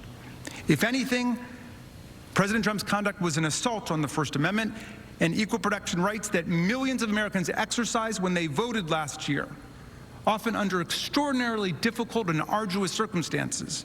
Remember, the First Amendment protects the right of the people to speak about the great issues of our day, to debate during elections, and then to participate in politics by selecting the people who will be our leaders. And remember, in American democracy, those of us who aspire and attain to public office are nothing but the servants of the people.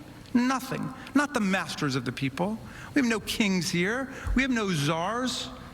Here the people govern, President Ford said. The people.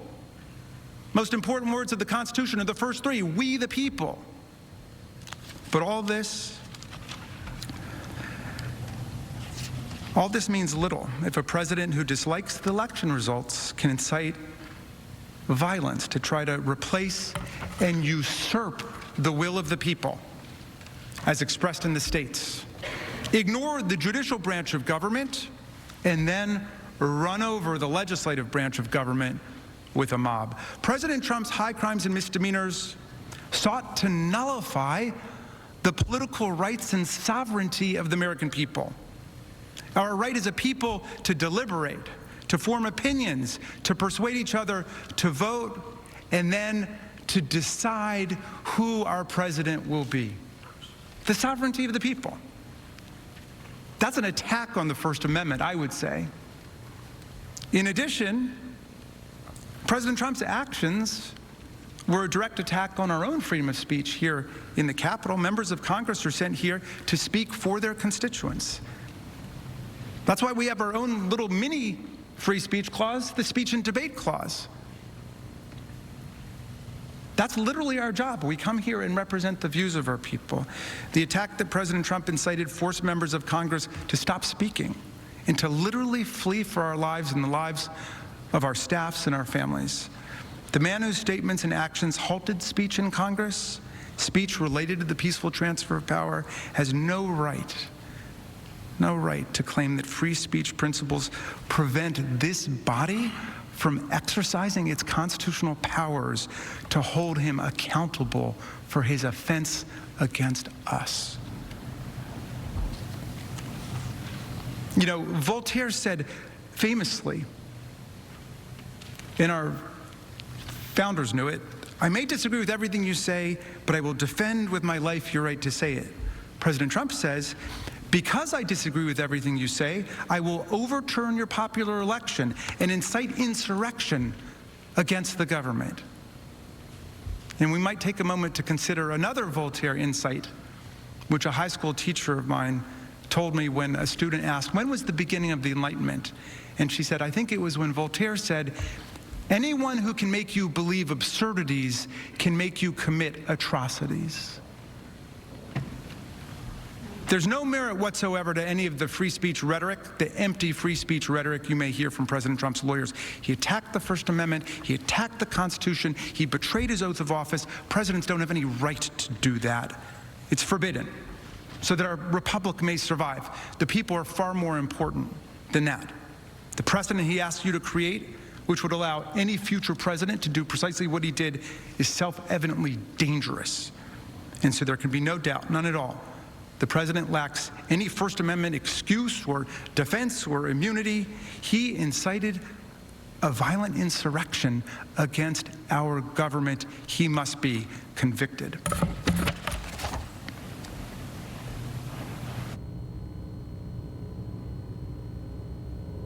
And now I'm going to call up Representative Dean, who will explain why, contrary to the president's claims, the House provided him with all the process that was due to him in this impeachment process. Oh, I'm sorry, Mr. Liu is going to do that.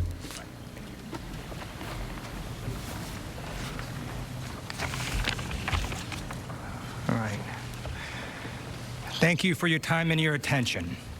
We all heard President Trump's attorneys on Tuesday, and as part of President Trump's efforts to avoid talking about his own conduct, to avoid talking about anything related to his constitutional crime, we expect that President Trump will raise process objections.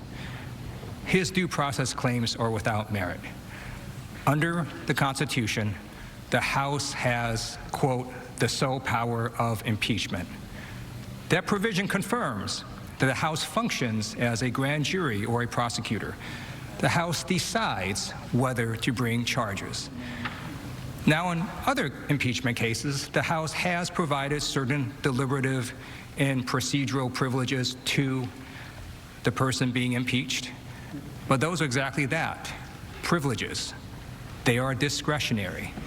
The House has the power to decide its own rules, how it wants to pass the article of impeachment, and in this case, the House debated the article of impeachment and passed it on a bipartisan vote.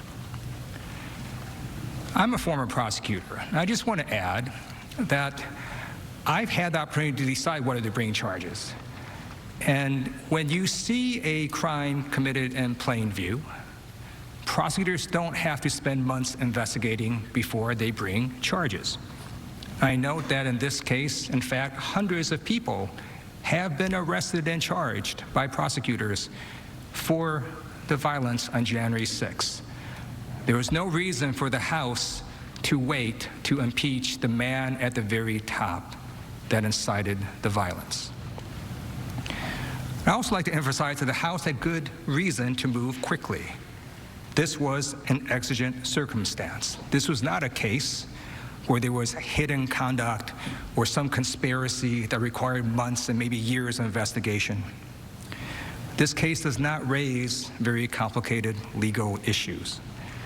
The gravity of the president's conduct demanded the clearest of responses from the legislature, particularly given that the president was still in office at the time the House approved this article, and rumors of further violence echoed around the country. They still do. There must be absolutely no doubt that Congress will act decisively against a president that incites violence against us. That is why the House moved quickly here.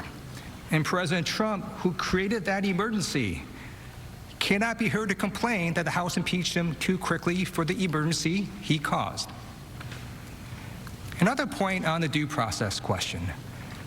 Earlier in this trial, President Trump's attorneys suggested that the House somehow deliberately delayed the transmission of this article of impeachment. That is simply not accurate. When the House adopted this article of impeachment on a bipartisan vote, we were ready to begin trial. But the Senate was not in session at the time. And when we inquired as to our options, Senate officials told us clearly and in no uncertain terms that if the clerk of the House attempted to deliver the article of impeachment to the Secretary of the Senate before the Senate reconvened, that the clerk of the House would have been turned back at the door. That's why the trial did not begin then. It's another reason why the President's objections of due process are meritless. And finally, let me just conclude that you all are going to see and have seen a full presentation of evidence by the House, and you're going to hear a full presentation by the President's attorneys. You're going to be able to ask questions. The Senate has the sole power to try all impeachments. President Trump is receiving any and all process that he is due right here in this chamber.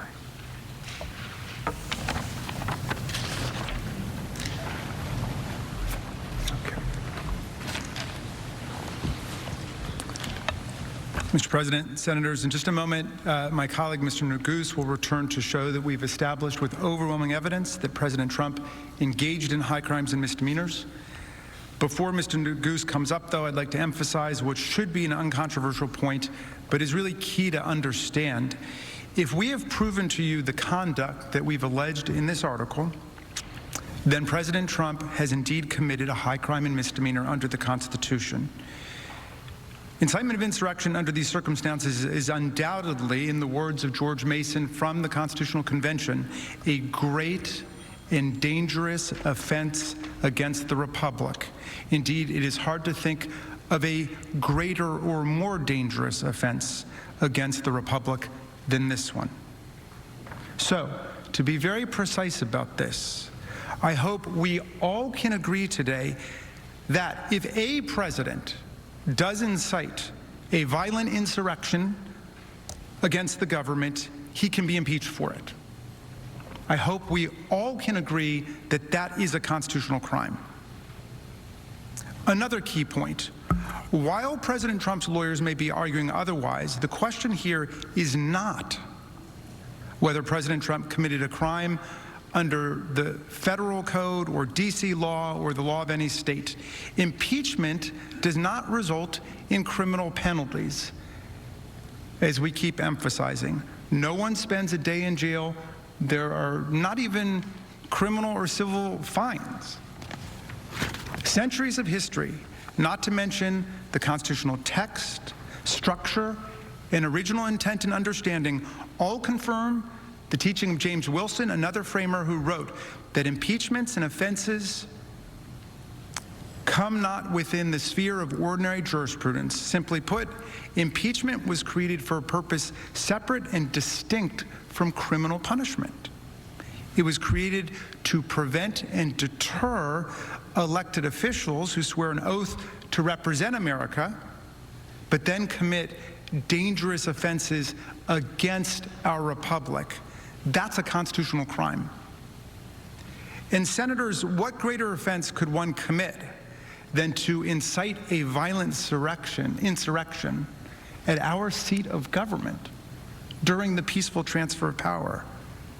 In circumstances where violence is foreseeable, where a crowd is poised for violence to provoke a mob of thousands to attack us with weapons and sticks and poles, to bludgeon and beat our law enforcement officers, and to deface these sacred walls, and to trash the place, and to do so while seeking to stop us from fulfilling our own oaths, our own duties to uphold the Constitution by counting the votes from our free and fair elections, and then to sit back and watch in delight as insurrectionists attack us, violating a sacred oath and engaging in a profound dereliction and desertion of duty? How can we assure that our Commander-in-Chief will protect, preserve, and defend us and our Constitution if we don't hold a president accountable in a circumstance like this? What is impeachable conduct if not this? I challenge you all to think about it. If you think this is not impeachable, what is? What would be? If President Trump's lawyers endorse his breathtaking assertion that his conduct in inciting these events was totally appropriate, and the Senate acquits Donald Trump, then any president could incite and provoke insurrectionary violence against us again. If you don't find this a high crime and misdemeanor today, you have set a new terrible standard for presidential misconduct in the United States of America. The only real question here is the factual one. Did we prove that Donald Trump, while President of the United States, incited a violent insurrection against the government? Incitement, of course, is an inherently fact-based and fact-intensive judgment, which is why we commend you all for your scrupulous attention to everything that took place. But we believe that we have shown you overwhelming evidence in this case that would convince anyone using their common sense that this was indeed incitement, meaning that Donald Trump's conduct encouraged violence, the violence was foreseeable, and he acted willfully in the actions that encouraged violence. Mr. Neguse will take you through that evidence again. Not the whole thing, we're almost done. We're almost done, but we don't want it to be said, they never proved this or they never proved that, because my magnificent team of managers has stayed up night after night after night through weeks to compile all of the factual evidence, and we have put it before you, and we have put it before all of you in this public trial, because we love our country that much. Mr. Neguse will show you that we've proven our case and that President Trump committed this impeachable offense that we impeached him for on January 13th, and that you should convict him. And when he's finished, I will return and explain why it's dangerous for us to ignore this and why you must convict, and then we will rest. Mr. Neguse.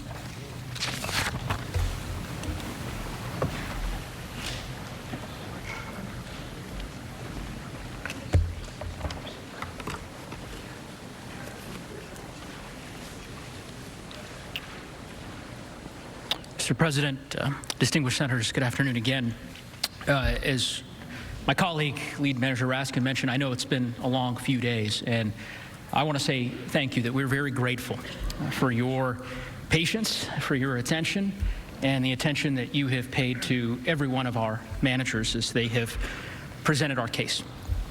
As Lead Manager Raskin mentioned, I hope, I trust that we could all agree that if a president incites a violent insurrection against our government, that that's impeachable conduct.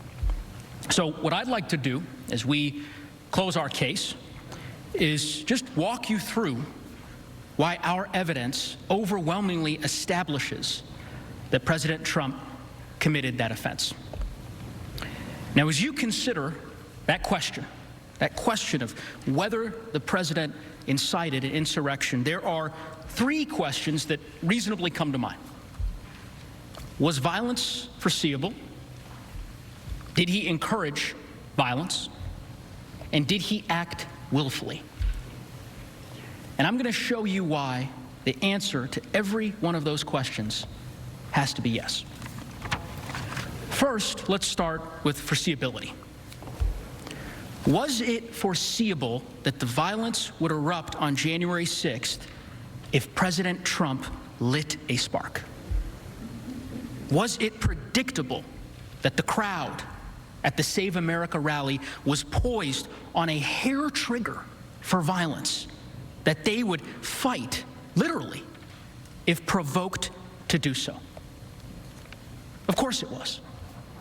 When President Trump stood up to that podium on January 6th, he knew that many in that crowd were inflamed, were armed, were ready for violence. It was an explosive situation, and he knew it. We've shown you the evidence on this point. You've seen it. the images, the videos, the articles, and the pattern, which show that the violence on that terrible day was entirely foreseeable. We've showed you how this all began with the big lie, the claim that the election was rigged and that President Trump and his supporters were the victims of a massive fraud, a massive conspiracy to rip away their votes. We've showed you how President Trump spread that lie and how over the course of months, with his support and encouragement, it inflamed part of his base, resulting in death threats, real-world violence, and increasingly extreme calls to stop the steal. We established that after he lost the election, the president was willing to do just about anything to prevent the peaceful transfer of power. That he tried everything he could do to stop it. You'll recall the evidence on the screen. Him pressuring and threatening state election officials, attacking them to the point of literally calling them enemies of the state, threatening at least one of them with criminal penalties. Then attacking senators, members of Congress, all across the media, pressuring the Justice Department, prompting outcries from assistant U.S. attorneys, not to mention his own attorney general, reportedly telling him that the stolen election claims were, quote, BS, not my phrase, his. And then, as January 6th approached, he moved on to attacking his own vice president, openly and savagely. We recounted throughout that entire period all the ways in which President Trump inflamed his supporters with lies that the election was stolen. And as every single one of us knows, nothing in this country is more sacred, nothing, than our right to vote, our voice. And here you have the President of the United States telling his supporters that their voice, that their rights as Americans were being stolen from them, ripped away. That made them angry. Angry enough to stop the steal, to fight like hell to stop the steal. And we showed you this. You saw the endless tweets, the rallies, the statements encouraging and spreading that big lie. You saw that he did this over and over again with the same message each time. You must fight to win it back. You must never surrender, no matter what. And remember, each time that his supporters along the way showed violence, he endorsed it, encouraged it, praised it. All part of that same demand to stop the steal and fight like hell.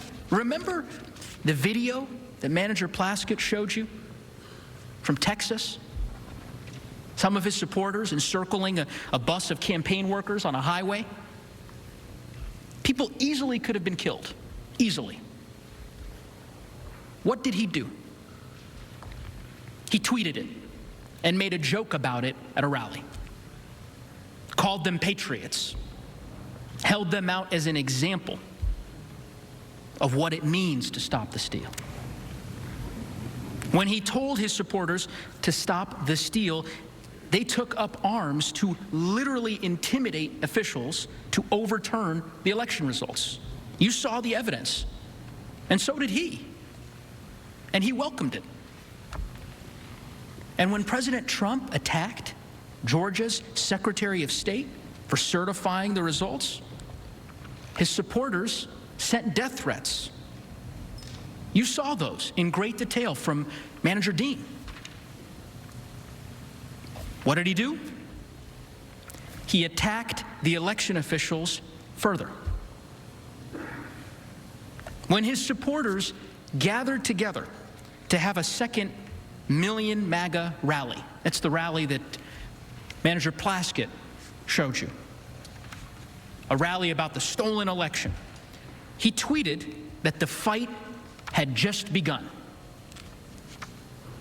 What happened next? It's not rocket science. Fights broke out. Stabbings. Serious violence. Now, President Trump, like all of us, he saw what happened at that rally. He saw all the violence, the burnings, the chaos. How did he respond? He tweeted praise of the event. And then, see it on the screen, he bought $50 million worth of ads to further promote his message to those exact same people. He immediately joined forces with that very same group. He joined forces with the same people that had just erupted into violence. Was violence predictable? Was it obvious that the crowd on January 6th was poised for violence? Prepared for it? Absolutely. And this isn't just clear, looking back in time. It was widely recognized at the time. In the days leading up to January 6th, there were dozens, hundreds of warnings. And he knew it. He knew the rally would explode if provoked. He knew all it would take is a slight push. Remember, you heard from Manager Plaskett, the chatter on social media, websites that the Trump administration monitored and were known to the Trump operation. It showed that the people he invited to the January 6th rally took this as a serious call to arms. That this was not just any attack. It was to storm the Capitol if necessary, to stop the steal. And it wasn't just clear on these websites that the Trump administration was monitoring. I mean, the FBI issued reports about this as a credible threat, a threat to target us. Law enforcement made 6 arrests that night before. 6 arrests. Newspapers across the city warned of the risk of the violence. There can be no doubt that the risk of violence was foreseeable. And what did he do in the days leading up to the rally? Did he calm the situation? Ask yourself. I mean, did he call for peace? No. He didn't do that. He spread his big lie more. The most dangerous lie, as I mentioned, that Americans' votes were being stolen and that the final act of theft would occur here in the Capitol. And then he assembled all of those supporters. He invited them to an organized event on a specific day, at a specific time, matched perfectly to coincide with the joint session of Congress, to coincide with the steal that he had told them to stop by any and all means. Again, he was told by law enforcement and all over the news that these people were armed and ready for real violence. He knew it. I mean, he knew it perfectly well, that he had created this powder keg at his rally. He knew just how combustible that situation was. He knew there were people before him who had prepared, who were armed and armored.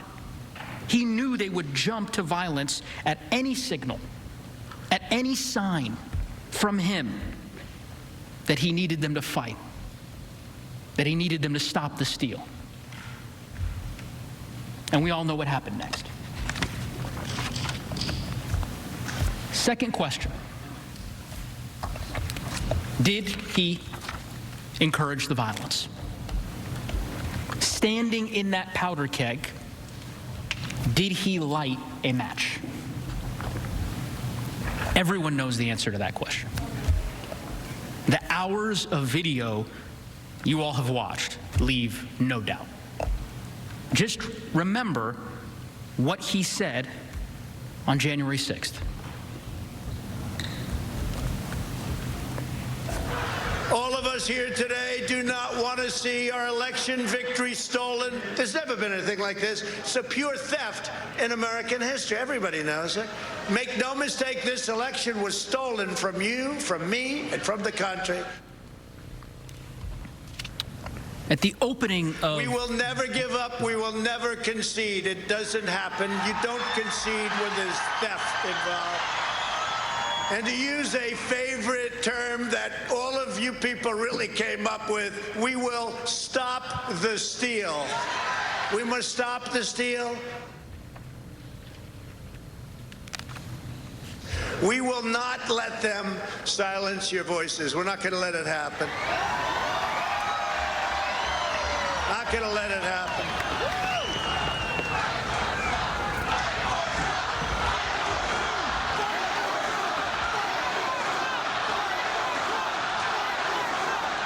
Thank you. And you have to get your people to fight, because you'll never take back our country with weakness. You have to show strength, and you have to be strong. And we fight. We fight like hell. And if you don't fight like hell, you're not going to have a country anymore. You may remember at the outset of this trial that I told you you'd hear three phrases over and over and over again. The big lie that the election had been stolen, stop the steal and never concede, and fight like hell to stop that steal. You heard those phrases throughout the course of this trial. Video after video, statement after statement, telling his supporters that they should be patriots, to fight hard to stop the steal. And on that day, where did he direct the crowd's ire? He directed them here, to Congress. He quite literally, at one part of that speech, pointed at us.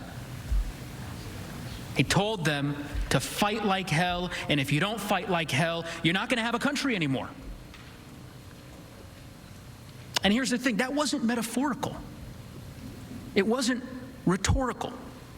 He'd already made it perfectly clear that when he said fight, he meant it. And that when followers, in fact, fought, when they engaged in violence, that he'd praise and honor them as patriots. He implied that it was okay to break the law because the election was being stolen. You heard it. You remember the clip that Manager Dean showed you earlier in this trial. He told them, quote is on the screen, when you catch somebody in a fraud, you're allowed to go by very different rules. Remember how all of his supporters, some of his supporters across social media were treating this as a war, talking about bringing in the cavalry? Well, President Trump made clear what those different rules were. He'd been making it clear for months. So, let's have trial by combat. And Rudy, you did a great job. He's got guts. You know what? He's got guts, unlike a lot of people in the Republican Party. He's got guts. He fights.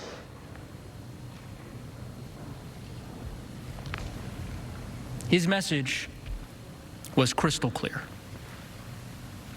And it was understood immediately, instantly, by his followers. And we don't have to guess. We don't have to guess as to how they reacted. We can look at how people reacted to what he said. You saw them. And you saw the violence. It's pretty simple. He said it, and they did it. And we know this because they told us. They told us in real time during the attack. You saw the affidavits, the interviews on social media, on live TV. They were doing this for him because he asked them to. And it wasn't just insurrectionists who confirmed this. Many, many people, including current and former officials, immediately recognized that the president had incited the crowd, that he alone was capable of stopping the violence, that he did this and he had to call it off because he was the only one who could.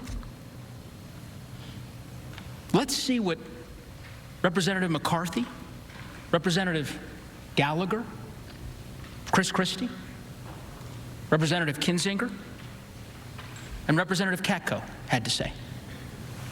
I could not be sadder or more disappointed with the way our country looks at this very moment. People are getting hurt. Anyone involved in this, if you're hearing me, hearing very loud and clear, this is not the American way. Mr. President, you have got to stop this. You are the only person who can call this off. Call it off. And you've been watching our coverage of the second impeachment trial for former President Donald Trump.